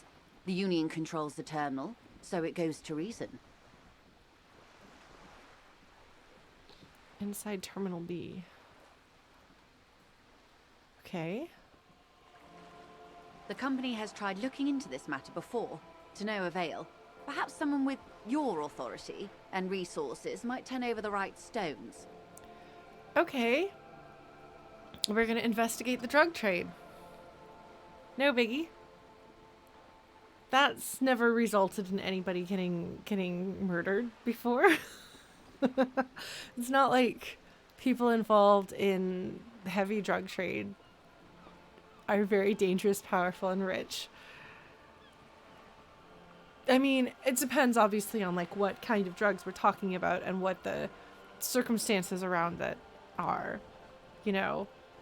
But there's some issues here. That's not even getting into the problems with the war on drugs. The war on drugs the thing is, though, this isn't the U.S., so it's not going to function like the war on drugs in the U.S. It'll have its own thing. Ocelot has already been involved in the local drug trade. Wink, wink, wink. Yeah. That's probably true. In fact, it'll be awkward if the person he talks to and accosts for more information winds up being his dealer. Oops. Because he wouldn't know. It's quite apparent at this point. Oh my god, Jando, yeah, there's a whole thing there. Or you can recover your badge. Though if I may be blunt with you, it sounds like that may be a lost cause. Possibly, but I'm gonna look for it. So, yes, in the US, the war on drugs does not have to do with drugs. That is the excuse for criminalizing a large number of people. And then taking advantage of a loophole in the constitutional amendment against slavery.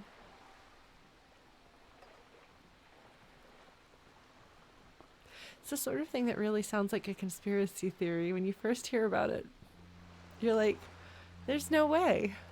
There's no.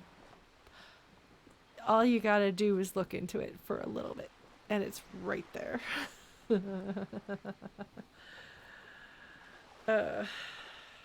Yeah.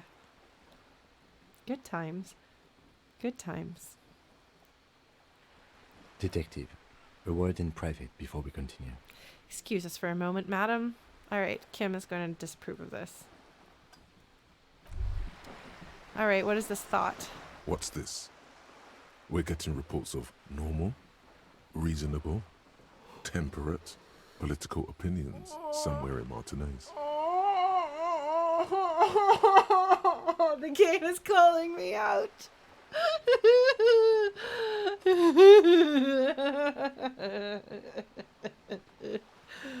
Alright, that's fine. Alright. You must be mistaken. I'm a real radical.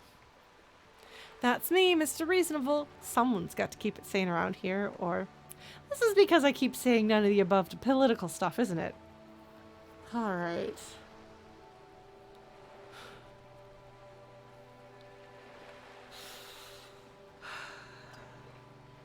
All right. All right. All right. Brain. This is really funny. This is really okay. This feels like a goofy answer, whereas this is actually like a serious answer. Like, someone's got to keep it sane around here. See, the irony of this statement is that I'm clearly cuckoo banana pants. So there's delightful friction between those two things, and that makes it funny. I'm explaining humor to you because I have a sense of humor and I can pick up on jokes and comedy.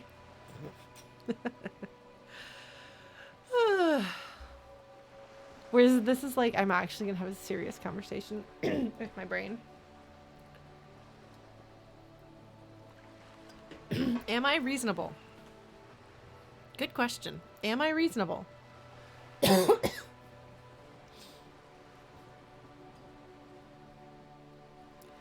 I'm sorry, I'm gonna pick this one because I just like it. I don't have a great, really smart, complicated reason. I just like this answer because it made me laugh. So I'm going with it. The air suddenly feels calmer, more transparent in a strangely tender way. Perhaps it's the hangover. Perhaps it's a temporary surge of serotonin. But something tells you. Okay. Either they're meeting my, like, ha, you're joking this time, and they're like, well, actually, no, we're serious, or this is about to turn into a joke. But it would be really funny if the one time I pick something because it made me laugh is a serious response with serious results. It's time to become a citizen of the Kingdom of Conscience. First, where is this kingdom of conscience? No more talk, sign me up for a passport. Or, no, I'm too fiery for this watercolor ideology. I'm trying to develop more extreme and interesting opinions. Oh my god, they're calling me out. Okay, let's listen to the kingdom of conscience. It is not a place. It is a moment in time that can only arise in the right circumstances. In all of human history, it's only been achieved a handful of times. How do you bring about those circumstances? Incrementally.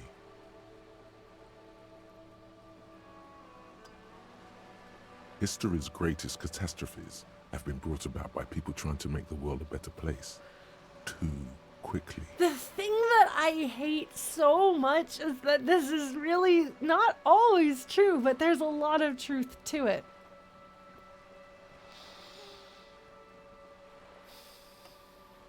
But also sometimes you have to slam the brakes.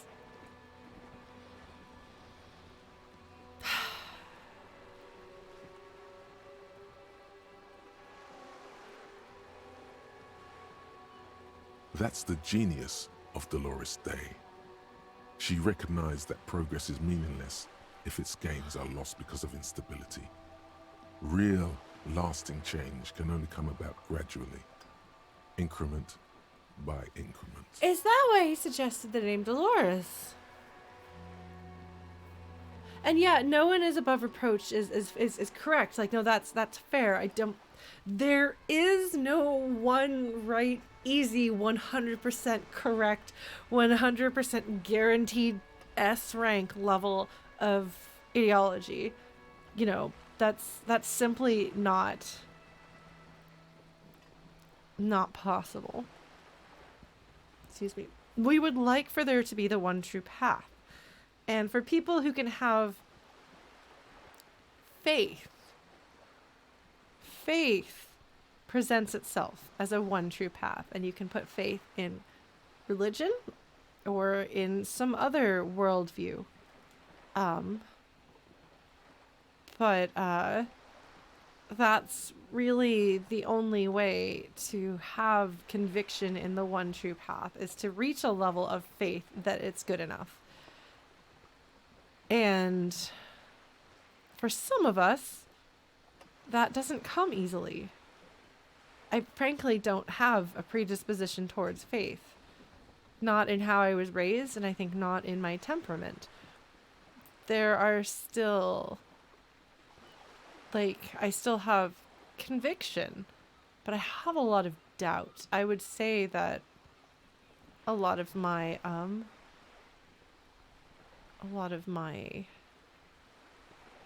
identity and how I view the world is rooted in doubt. And what's interesting to me about this, because I'm talking about religion can be a way of having faith. But religion itself, like not all religions call for the kind of faith that I'm talking about here. Like by definition, like faith, it can be a term used to describe belief in a religious tradition. But faith as in, I put my faith in this to be the right answer and to guide me and to be correct so that I don't have to question it. I just believe it and I trust it. And that's just how it is. Like, for example, and this perhaps is part of why I don't have an inherent belief or even ability to accept something without questioning it, is I was raised by an atheist Jew. Two mindsets that are supposed to be about shunning blind faith and asking questions instead. So the Jewish cultural tradition, in addition to the religious tradition, involves questioning. It's very essential. It's very important. There was some movie, my stepfamily is much more Jewish than I am, and they were complaining about some movie that they'd watched. So they were like, well, we could tell this movie was made by Christians because there's some character in it who, like, as a kid, he's like asking all these questions, but why, and like the people are getting mad at him even though like he's ostensibly Jewish. And my family was like, actually, no, more likely folks would be like, oh, that one's going to be a rabbi, you know, question everything. That's like the most holy thing you can do is ask questions. So it makes sense for it to be a religion that has transformed over time. Yes. And there are many different kinds of Judaism, and I am certainly not an expert on any of them because I was raised outside of them, but the cultural traditions I did wind up inheriting. So I have a tendency to question things a lot. I know this is news to you.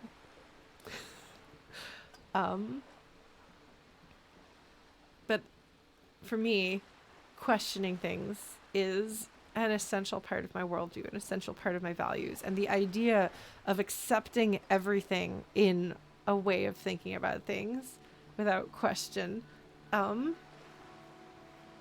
just, I don't think I could do that. And so for people for whom faith, not in the religious sense, but faith as frequently in the religious sense, but not necessarily, but faith in which you put your faith in something and let that guide you, would view me as lacking conviction because I can't put my faith in a thing to such a degree that I stop asking questions about it.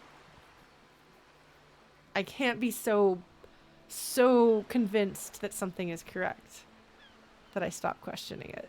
That just, I don't think I'm capable of that, for better and for worse. There are strengths to having that kind of conviction. It's easier to get things done if you're not questioning. If you're not constantly spinning around in a little spinny spin of uncertainty and self-doubt, you can get more done. But you can also run full tilt off a cliff. So I don't know. And so I think that may be part of why one could say it'll be hard for me to choose one of these.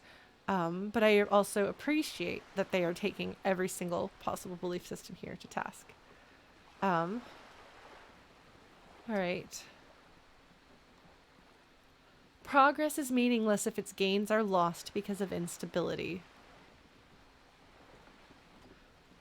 Thing is, as far as I can tell, as a flawed student of history and culture, big dramatic changes back and forth, pulling back and forth. A big dramatic change is more likely to be dramatically undone and back and forth and back and forth. Whereas if you slowly change the perception of what is, so that people's worldview includes, like, kind of takes for granted the thing that you want to become normalized. It's harder to eradicate that, I think. And so, as much as sometimes you want to stop immediate pain, perhaps more lasting change, more slow-moving change is the better way in the long term. But there's really, really, really bad consequences for all the people who are getting hurt in the meantime. And it turns out that even sometimes when you try to change things incrementally in a way that you hope will actually shift the culture, that can also be undone pretty quickly.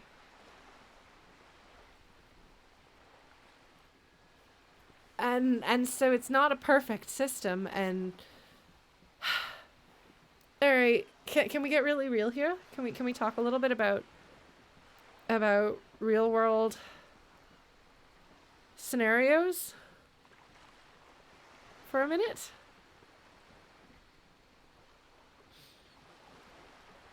And yeah, no, the inevitable march of progress is not true necessarily, but I think that things are always moving some way, and you can move them in the way that you want them to move.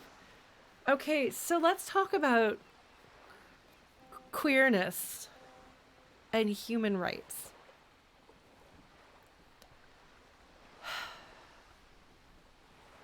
Because this has been a life and death situation for people for a pretty long time. And again, I'm not an expert, and I'm not I'm not a true scholar of this. I've been trying to learn what I can, but there's a lot that I don't know, and I don't claim to be an expert, and I will say that straight up. So if there are folks who know more than I do about, like, the history of queer people, and especially the recent history of queer people in the past 150 years or so, please feel free to interrupt and share your wisdom, because that is valuable, and there are holes in my knowledge. But they were huge problems involving people being put to death for being deviants. And again, I'm going to be speaking rooted in the culture and part of the world that I know. This is different in other cultures and other parts of the world. I cannot speak to them. I will make no claim to. But you have this... with every change, you need to have both the radicals and the slow-moving change. Like, you need to have those who fight for it and those who march for it. You need both sides. You need MLK and Malcolm X. You know, you need both sides. So in the case of queer people, I mean, this is literally a life or death situation, whether it's, you know, I mean, Oscar Wilde and Alan Turing are some of the well-known historical examples of people who were penalized in a way that essentially took their lives away from them for being deviants.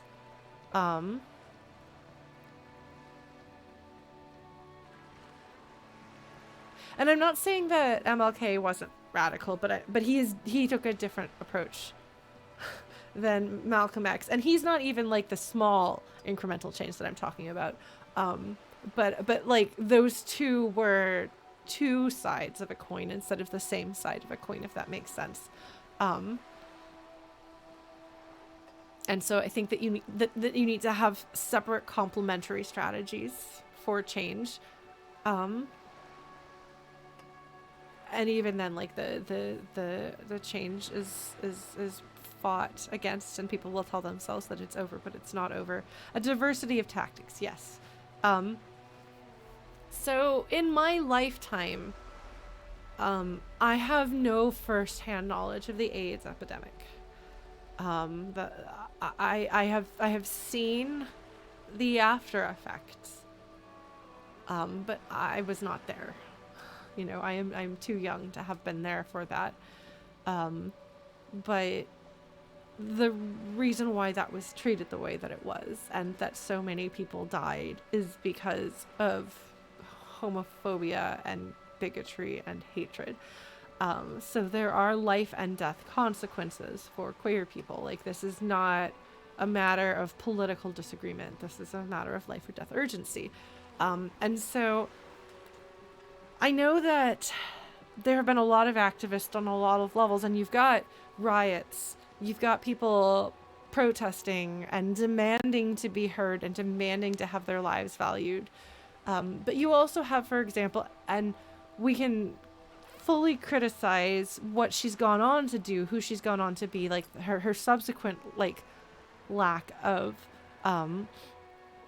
activism. But at the time, Ellen DeGeneres, being a queer person on television, welcomed into people's living rooms every week and sharing her story with people, did actually do a lot to normalize the fact that queer people are people that you could love and care about, whose happiness could matter to you, who are not trying to undermine and destroy your way of life, but simply trying to live. And that was really hugely, I think, powerful, but only one part of the story.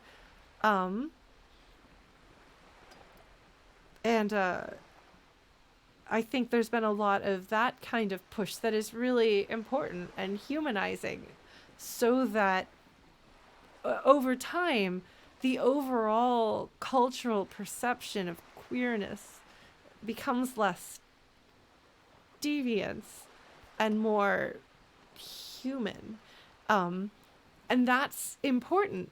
I never thought that marriage equality would happen when it did. I thought it might happen in my lifetime. But I remember saying, I think it'll happen in my lifetime. And then within 10 years of that, it did happen. And I think, some people thought, okay, well, here, we've arrived. Part of the problem is, if you follow too closely, if you adhere too closely to the philosophy of only small incremental changes, then you say, we'll get them to come around. We'll start with getting them to accept those of us who are most like them, who make them feel least threatened. We'll normalize that, and then we'll get through bit by bit into the people that they are, more likely to resist, so that by the time we get to those more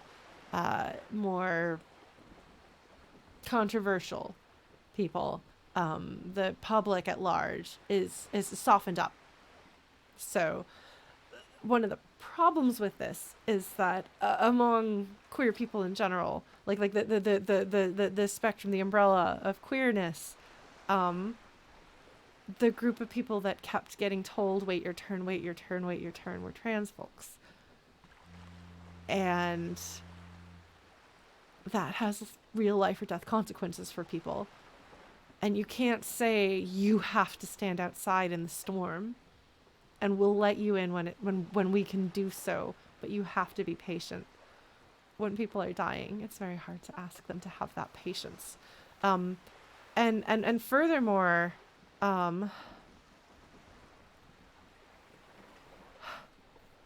it can be undone so quickly.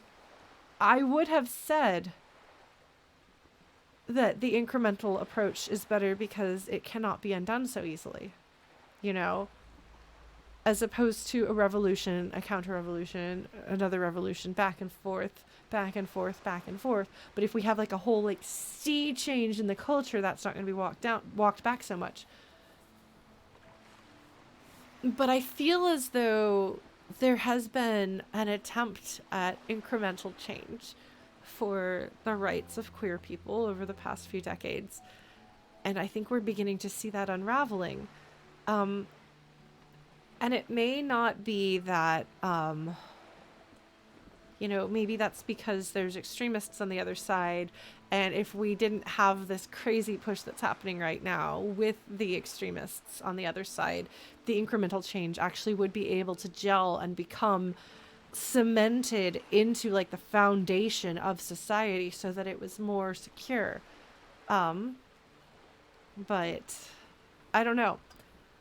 So I guess you could say I thought that the incremental way of doing things seemed like it was better, and now I'm beginning to second guess that. But also the revolutionary side of things has flaws. It's really stressful and frustrating, folks. There is no one answer that actually seems like it'll make sense. And I don't know what to do, you know? And it is true, you cannot pick. It's not like you like construct a strategy following this. You know, you choose your philosophy, set a bunch of tactics on the map, and then press play. And your turn plays out in predictable ways. Life is full of RNG, so it doesn't go like that. And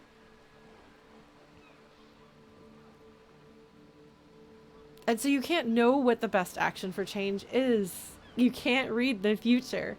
There is no one true answer.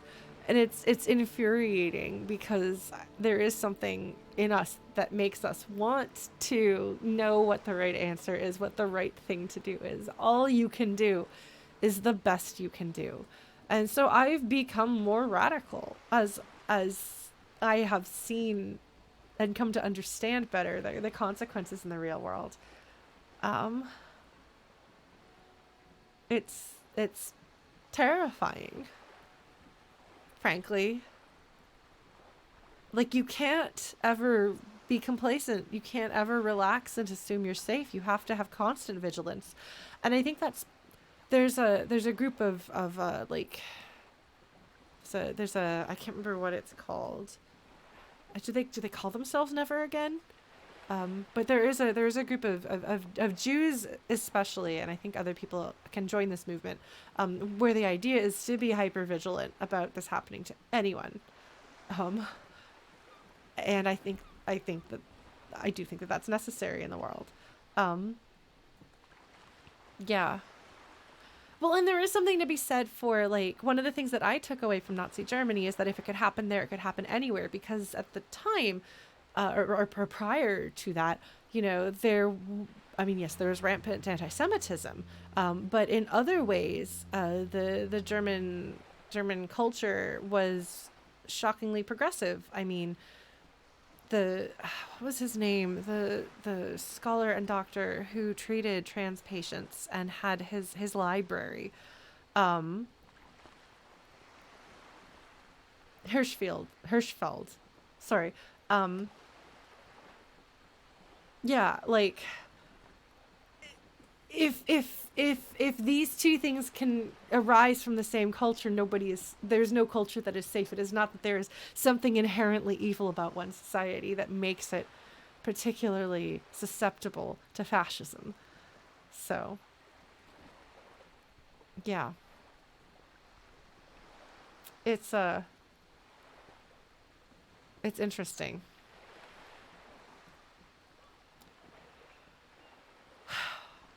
So, like, this is a whole long thing to say.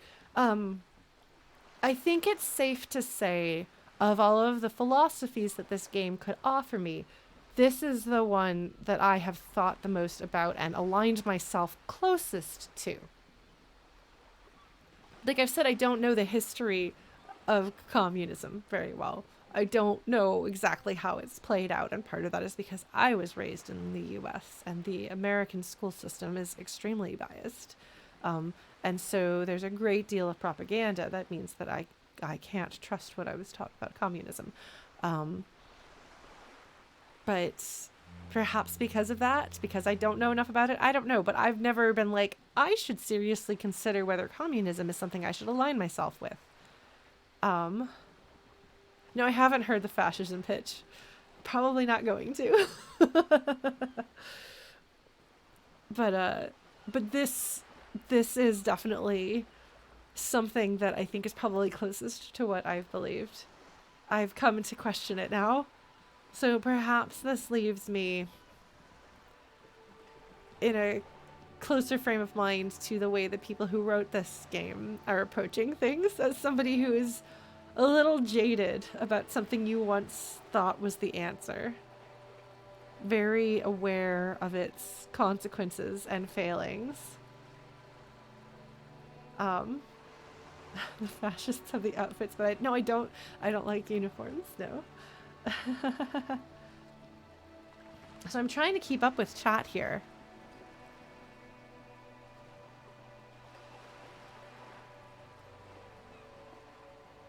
Yeah, there's a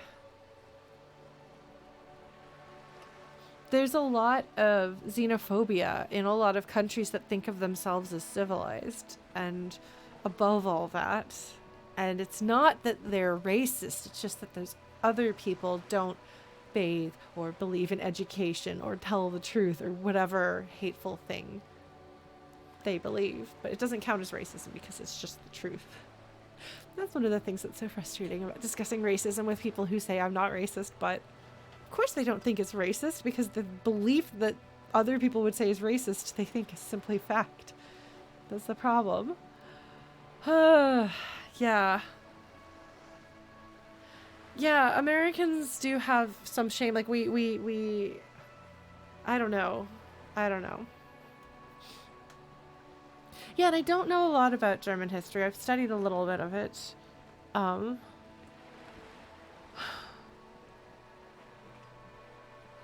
Yeah.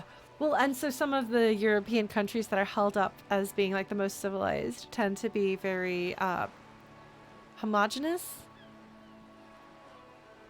And that changes things a bit. It's interesting stuff. I'm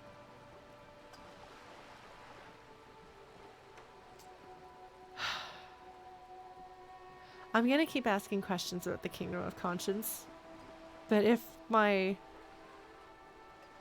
manner of playing Ocelot is that he has things in common with me, that's probably,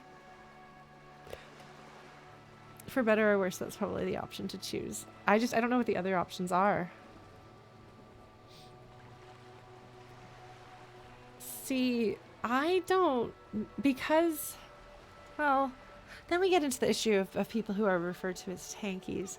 I suppose there are, because there's so much anti-communist propaganda in the US that there's not as much likelihood of people actually supporting it. But even within that, no, it is true that there are people who might be like, oh, no, it's a perfect system, when it's not a perfect system. No system is perfect. And yeah, Zulily, that's something I have heard.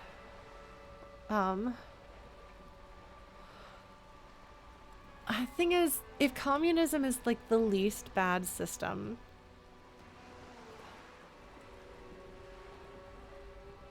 do we go towards that, knowing how likely it is that it can be abused?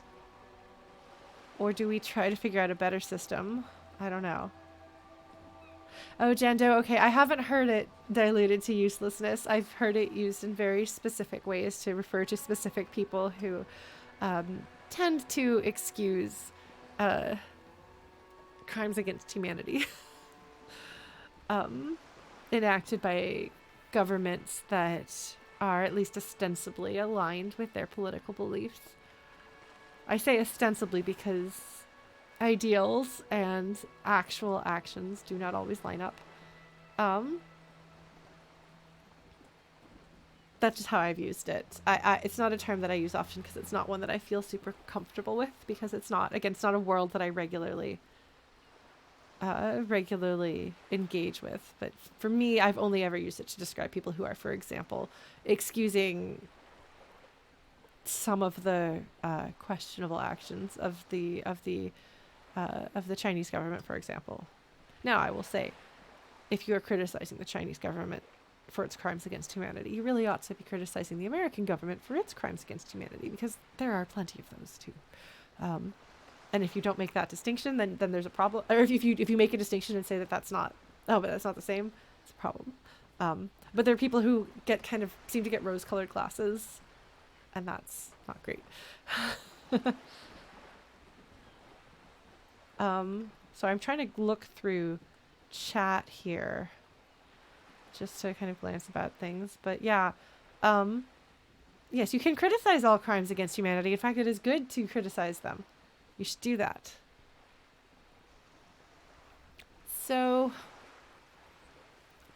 part of me wishes that I knew the way that this game works, because I'd love to be able to hear what all of the philosophies have to say to make their case, and know which philosophies are out there before I choose one. But if I can only choose one, probably this is the one that I would choose, because this is the only one where I'm like, oh, guilty as charged. This is the one that I have the first-hand cynicism about. So I think that means that that's the one I gotta choose, right? Pretty sure that's what that means. I dismissed the communism one. No, that's true. I did dismiss the communism one, much to the dismay of many a people. But I'd like to see them all before I choose them, and I don't think this game's gonna let me. So, who's with The Once and Future King by T.H. White? Because there is a chapter of the book that was actually removed before publication. What is it called? I read it because you can actually read it as a separate book. What is that called? It is an entire chapter in which Arthur sits down at the table and everyone is arguing about the different forms of human government. And they just argue and argue and argue and argue, trying to figure out the right way. What is the best way for us to rule a country? At the end of it, spoilers, Arthur and I think an animal companion, I don't remember which one, kind of decide that they can't handle it anymore, and so they get up and walk out. But there's no conclusion. There is no right answer. All of the human systems of government are inherently flawed. And I haven't read it in a very, very, very long time. I might even have been in high school. So, pretty clueless about things. Maybe I should give that another read. It's interesting that exists. Maybe it's an interesting book, chapter, thing, manuscript, whatever it is. Maybe it's interesting to read as somebody who actually has a better understanding of the world and what these different things are. But if you like T.H. White, you should look into that. If anybody knows the name of that. What is that called? The Book of Merlin? Is it the Book of Merlin? Or is that something else? Maybe that's something else. Because it's Merlin, I think, who's leading the conversation. And then Arthur just kind of nopes out of it after a while. Because he just wants to be a good man. And this theoretical argument about how to rule a kingdom in the best way does not help him. Arguing back and forth in circles does not actually solve the problem of what is happening now, the things that are wrong now. I'm tying it back to the game. See what I did there? So there are 3 questions, but what about all the things that are wrong now? Or, okay, but what's the kingdom of conscience actually like? Or, this sounds mega boring, count me out. I'm gonna ask, see what empathy has to say about this.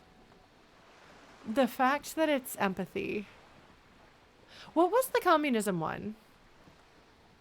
What was the communism one? Which skill was it that talked to me about communism? Rhetoric. I guess it makes sense that those are the 2 that are going to talk to me first, given that rhetoric and empathy are my two traits of choice. I did make empathy my crown, right? Isn't empathy the one that I put all my points in? And my extra bonus? This is my... what's the word?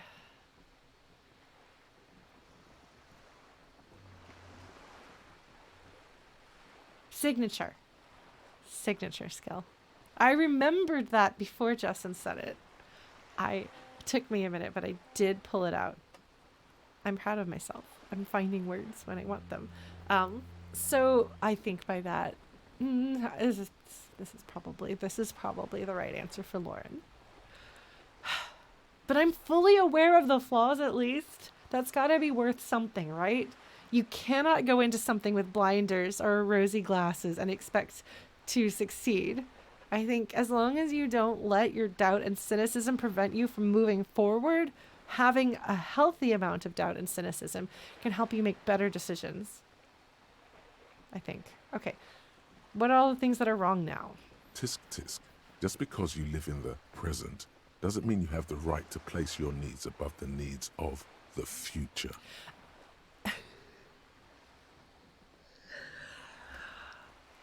For all that the vocal delivery makes it clear that this is something that is over the top, it's also true. There is something to be said for, we want to save lives now, but if we save lives now and then a whole lot of people will die in the next generation, like, that complicates matter. And it's not easy. It's not a simple thing. It is worth thinking about that, at least. You know? It's worth considering. I think that it should be thought about. You may still say, that's their problem to solve. I have to stop people from drowning today. But I think it is good to at least think about who might drown tomorrow. You may never live to see the kingdom of conscience. Your children may not. Even your grandchildren might not. But that's no excuse not to keep working. And again, there's good and bad of this.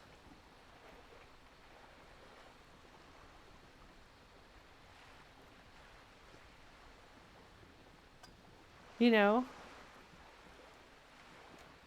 Like, it is still worth doing the work even if you don't see the results of the work yourself. I don't know. I'm sorry. I think this is what I'm going to go with. You're all allowed to be disappointed in me. That's fine. That is your prerogative. But I think this is what I'm going to have to go with. because these things are simultaneously true and something that we should make fun of. Like they're simultaneously truthful statements and things that should be delivered with ironic humor, mocking them, as they're doing here. And this actually allows me to better understand what they're doing with communism. Now, if communism is the thing that is closer to their personal experiences and their young idealistic alliances, then perhaps the reason why they went further with the clown shoes on it is because they felt more comfortable. I feel like I could much more comfortably make a clown shoes version of of this. I could do a clown shoes version, because this isn't clown shoes. This is, I mean, I would actually say the most indicting thing here is the fact that in order to make fun of it, they're not even clown shoesing it. Because they don't have to. They're still making fun of it. And communism was lots and lots of clown shoes in it, and I think that maybe that's because that's the one that they had the most attachment to clown shoesing, if that makes sense. Yeah. I mean, I'm sure they'll take it to an exaggeration for comedic effect because that seems to be what they're doing, but I think I'm going to have to choose this one because I'm guilty as charged. What rationality?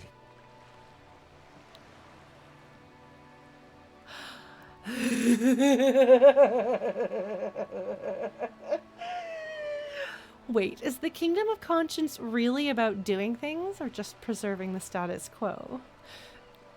Is it an excuse to avoid having to make yourself uncomfortable and put yourself at risk? Are you choosing the safe and easy option but allowing yourself to fool yourself into thinking that that somehow counts as activism. That is an absolutely valid point. That is something that we should all ask ourselves. This is a thing that I have asked myself, because this is a thing that I have challenged myself on, because again, this is the philosophy that I skew closest to of the things we've seen so far. I'm gonna ask this because it needs to be asked. Is the kingdom of conscience really about doing things or just preserving the status quo? Do you believe the status quo is preferable to chaos and bloodshed?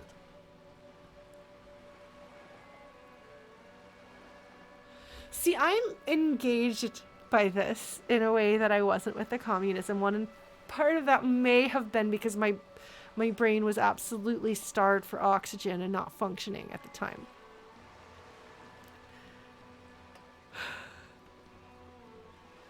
This is such a good question. This is such a... No, this shouldn't be rhetoric asking you this. This being empathy asking you this is a more powerful choice. Because the removal of a third option to force a false dichotomy would be what is happening if rhetoric were asking this question. But that's not what is being asked here. This is not meant to trick you. This is taking it to an extreme, yes.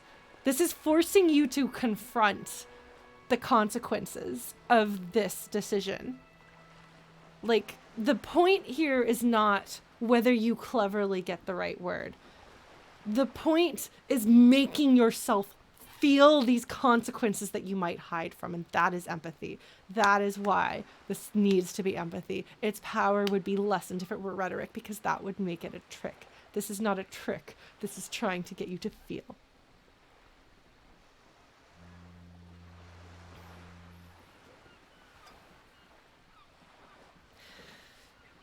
Because empathy is not trying to achieve ideological perfection here by claiming that there are only two options.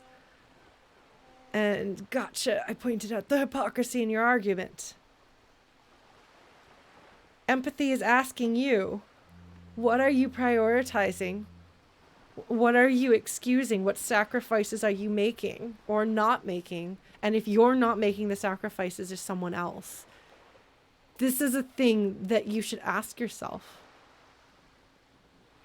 This is a thing you have to ask yourself. Like, is this the excuse that you are making for yourself? Do you believe the status quo is preferable to chaos and bloodshed? Like, it's not saying these are the only two options that are out there, that it's either maintaining the status quo or it's chaos and bloodshed. It's saying, are you willing to maintain the status quo to avoid the risk of chaos and bloodshed? I am using a point in rhetoric to say that, because I think that that clarifies why it's empathy. Because it's not. It's asking you what your values are. It's asking you what you feel.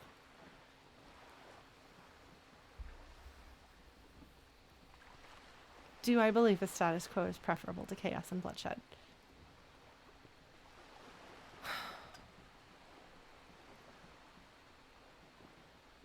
So because I'm a little shit, because I can swear on stream when we play this game, it's very exciting.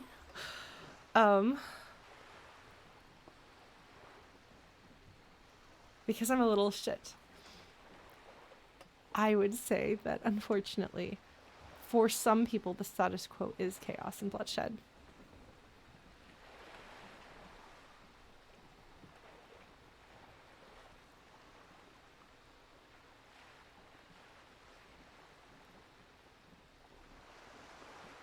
And that complicates it, but that's one of the things that you have to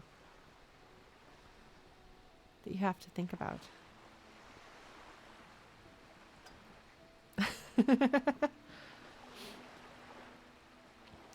And revolutions, I have studied revolutions because, like, the thing is, as a storyteller and as a romantic and an idealist, I love rebellions. I love rebellions. I'm a sucker for rebellion against the evil empire story. And I want to believe that all you have to do is fight really hard and you can make change that will last. You know? But if you look at recent history, at least, usually when you have a revolution, there are a few points that follow it that are very bloody and counterproductive. And then sometimes where we end up is not as far removed as where we started. Perhaps we could have gotten that far with incremental change and not as many people would have died. Maybe. But, you know, sometimes you gotta keep trying because maybe this time will be different. And so I'm not saying that to say that revolution is the wrong idea or that it's not worth making that sacrifice or that it's not worth attempting. But I do think that it is important to recognize that. And who's going to be paying that price?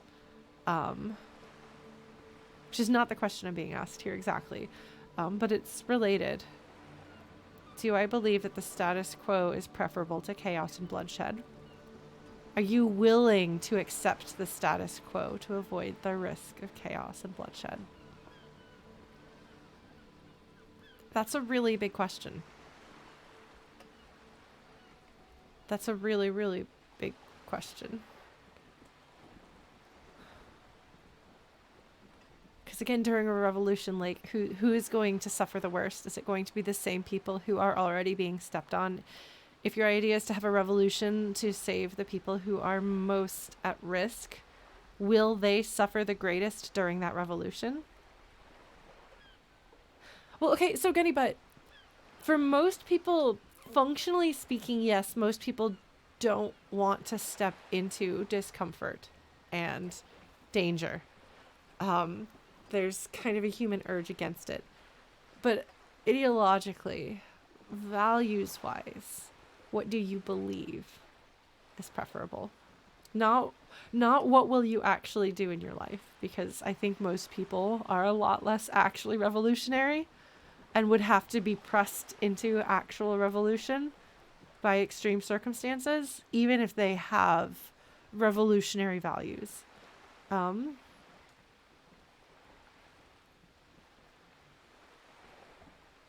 And yet, broccoli, it does depend on how are you defining it.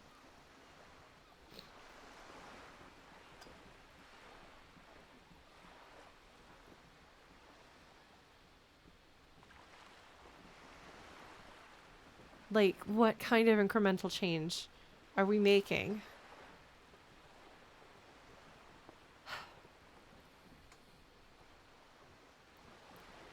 I mean,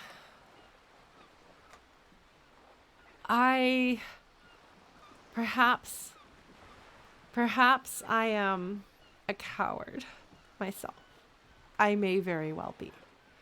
I have never had to face the threat of violence for standing up for my beliefs. And I have never placed myself in a situation in which I would be confronted with violence for standing up for my beliefs. There have not been many opportunities easily presented to me to do so. But I've also not sought them out. I have been to some protests, but not protests that were likely to escalate. Partly because of where I live and partly because of who I am, I suppose. So for better or for worse, when I think about my contributions to the world as far as trying to make the world a better place, I don't choose large, dangerous protests, and I don't put my life on the line. And I haven't. And that may make me a coward or a hypocrite. But I don't and I haven't. I don't know if I would. Perhaps I wouldn't. My revolutionary actions, such as they are talking to people, normalizing things that I think should be normalized, and trying to provide emotional care for those who need a place to go. You know. Oh, Joyce has clipped through the boat. I mean, it's okay, the boys clipped through each other earlier. There's been clipping this session. That's just...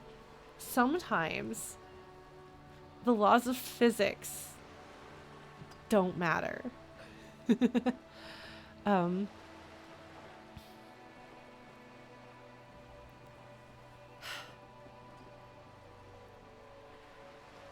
I don't know.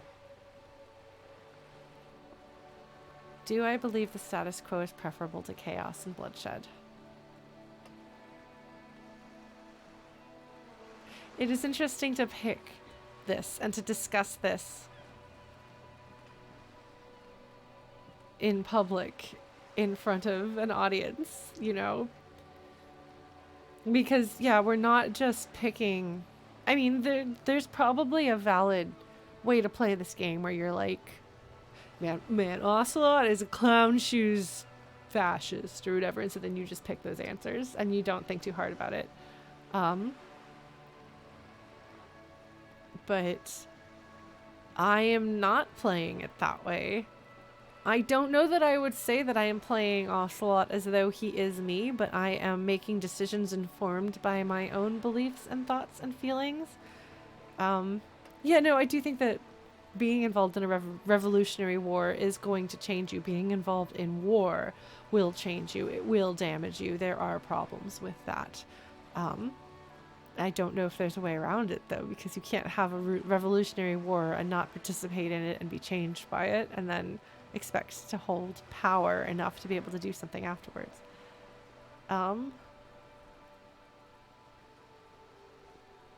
Yeah, I think I wound up talking about my philosophies here. And it's funny. It's funny because I was so critical of centrism when we were with Renee and Gaston. Look at me remembering names. Aren't you proud of me? I'm proud of me. It's like oxygen's good for your brain or something. But I was so critical of centrism, and yet here I am admitting to what probably looks like a centrist philosophy as far as taking actions goes. I don't know.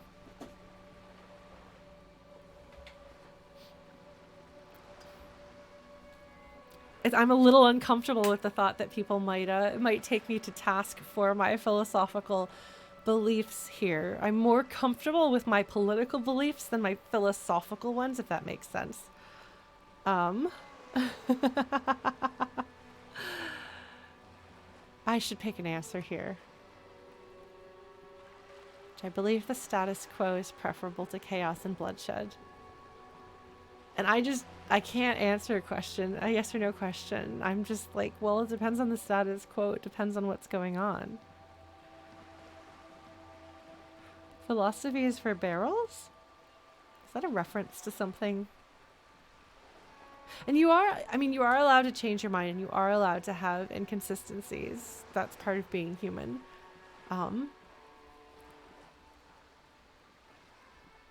But I think I can make decisions based on what I believe to be wrong and right.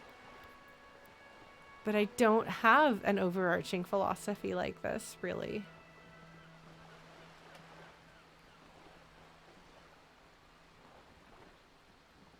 Diogenes, really? Okay. I guess I don't know that one.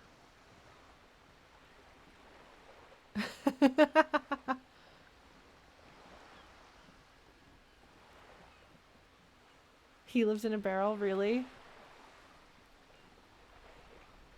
Interesting.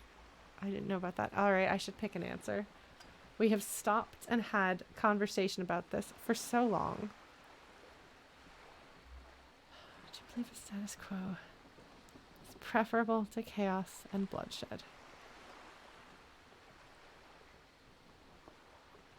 No, I don't think so. I'm going to say no. Because my answer is it depends, but I think I have to think about whether I actually mean that or not, and in practice, whether I would act on that, or if that is simply the ideal that I espouse when I'm not actually putting myself on the line. I'm going to go with that. Maybe I'm a big ol' hypocrite. No. Then you've never lived through real chaos. That is absolutely fair, and I'm pretty sure that no matter what answer I gave, it would take me to task. And though it's true, it's absolutely true. There are people who have lived through chaos, and they alight in a world that is flawed, but steady. And no matter what flaws it has, they do not want to live through that ever again, so they will keep their heads down. Yeah, no matter what you choose. You should probably choose the answer that you believe in instead of the answer that you think you should believe in, because then when you get taken to task, at least you're getting taken to task for your own belief. Sometimes, in the face of great disaster, defending the status quo is progress. Notice how the voice has changed. The earlier lines were delivered with that level of irony, where they were lines that written on the page looked serious, but were delivered in a self-mocking tone. And now that has been put aside. This is heartfelt. This is not a joke. And I think that's fair. I think that's beautiful, actually. Taking me to task, but it's a beautiful and important point. All the ideals in the world don't matter. In the face of actual suffering, things change. All right, what's the kingdom of conscience actually like? The kingdom is difficult to comprehend, and even more difficult to describe. Partly because humanity will need to discard many of the categories that define and limit it today. The kingdom of conscience is post-capitalist. I like that. Post-national. Okay.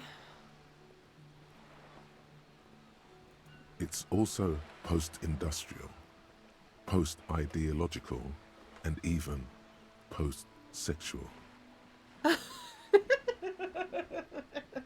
Okay, so here's the clown shoes, but they're very small clown shoes, I think. Oh, man. I mean, this is an ideal. This is an extreme. So they're allowed to be a little silly with it and deliver it with a straight face. So we can say that seems fine. I still want to live for the present, though. Or, man, that sounds kind of terrible. I don't think I want to be a moralist anymore. Yeah, no, like, I'm not saying there aren't clown shoes, but they're smaller clown shoes. I think that's where the clown shoes come in, that we're talking about an ideology that's post-ideological. See? Is that even possible? Maybe bowling shoes?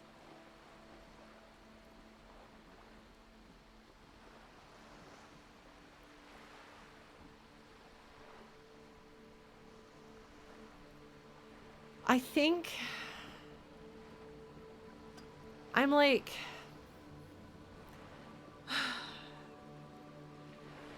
I don't know if it's that the clown shoes are that much smaller, or that because this is a philosophy that I am more comfortable with and familiar with, I can more easily see what is actually underneath the clown shoes, that I would feel more comfortable making a choice here and saying, okay, obviously the clown shoes is like the silly thing that you're saying, but there's actually a non-silly version of this. I just think it's funny because the communism side of things was so over the top clown shoes feeling. I don't know.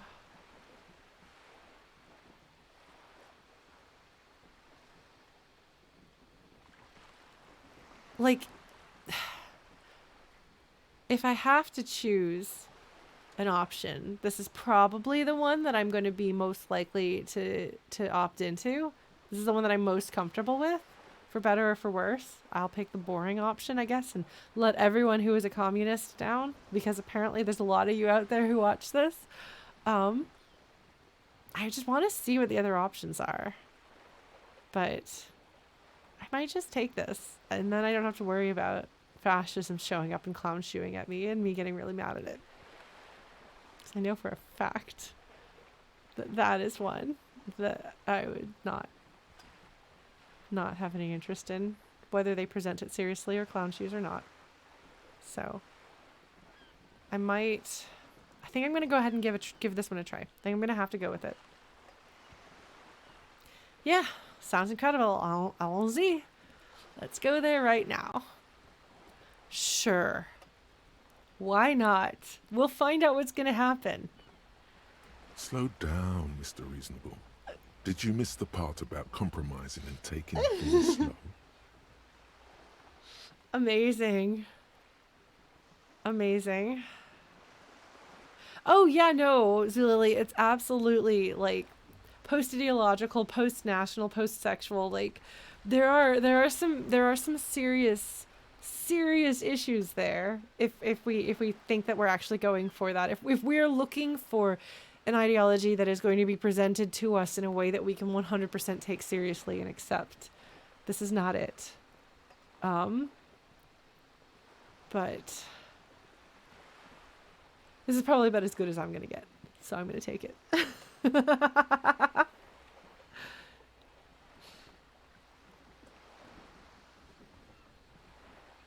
All right, then let's get there eventually. That's right. Remember, real democracy is just around the corner for Rivershaw. When that real democracy kicks in, a long time from now, we are all going to be so much happier. And the delivery of this really reinforces that it's not like, you picked the right answer. Good job. My guess is that probably all of them will have something that feels like this, where none of them will feel like the right answer.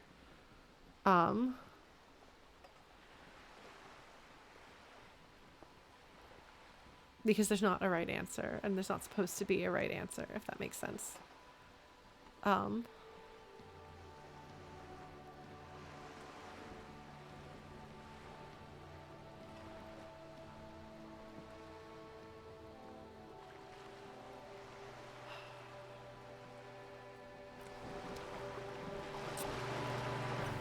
Wait, there's a talk bubble over Kim.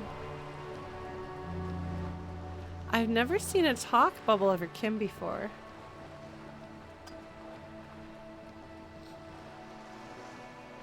Yeah, he did say he wanted to talk to me. I've never seen that. Okay, hold on. We're going to look at the notebook. Joyce's info on the lynching. There is something she wants to tell you. You just have to present her with your badge to hear it. Or perhaps if you did her a favor, she could waive off the formality. Whatever the case, you need to know what she knows.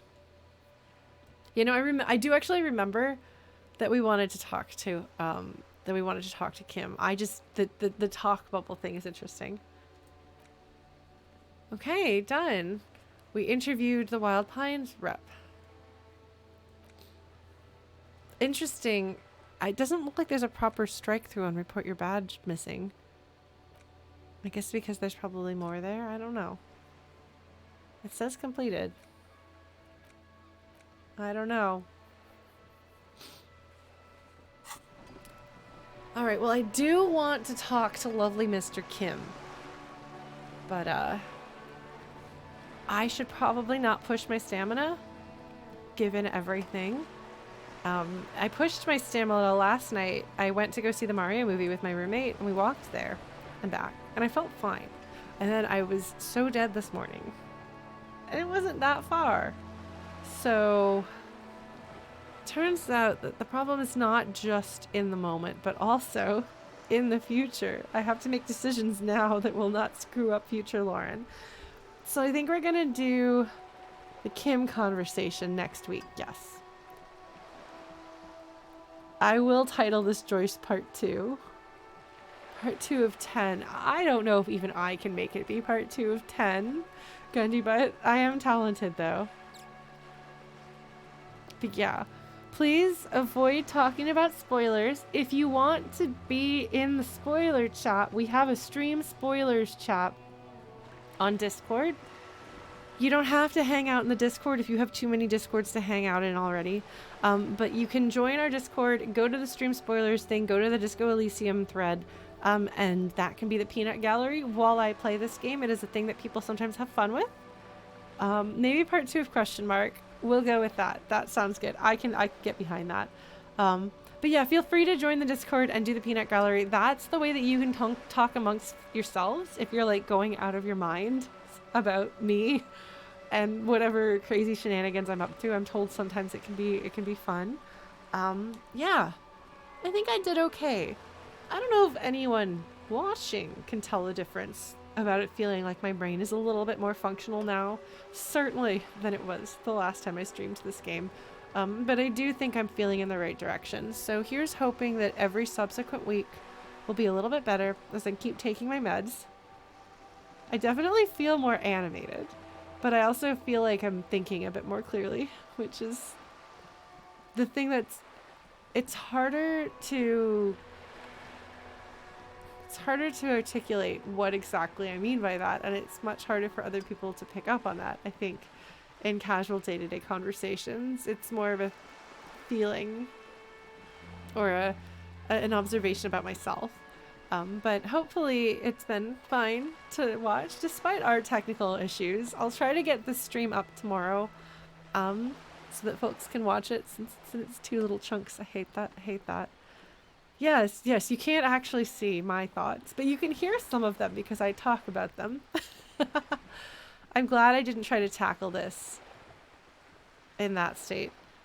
Thank you. Thank you all so much for being here. And if any of the newer folks stuck around till the end, congratulations. Thank you so much. I appreciate you coming in and respecting my no spoilers and backseating rule and participating in the conversations. I appreciate folks not laughing at me or giving me a hard time for the things that I say or do. I hope that you all have a wonderful evening and a wonderful week. I should be streaming just like normal, I guess. 1,000 Year Door on Tuesday. That's Paper Mario. And then more Disco Elysium every Thursday from 7 till 10 p.m. I think we're all right.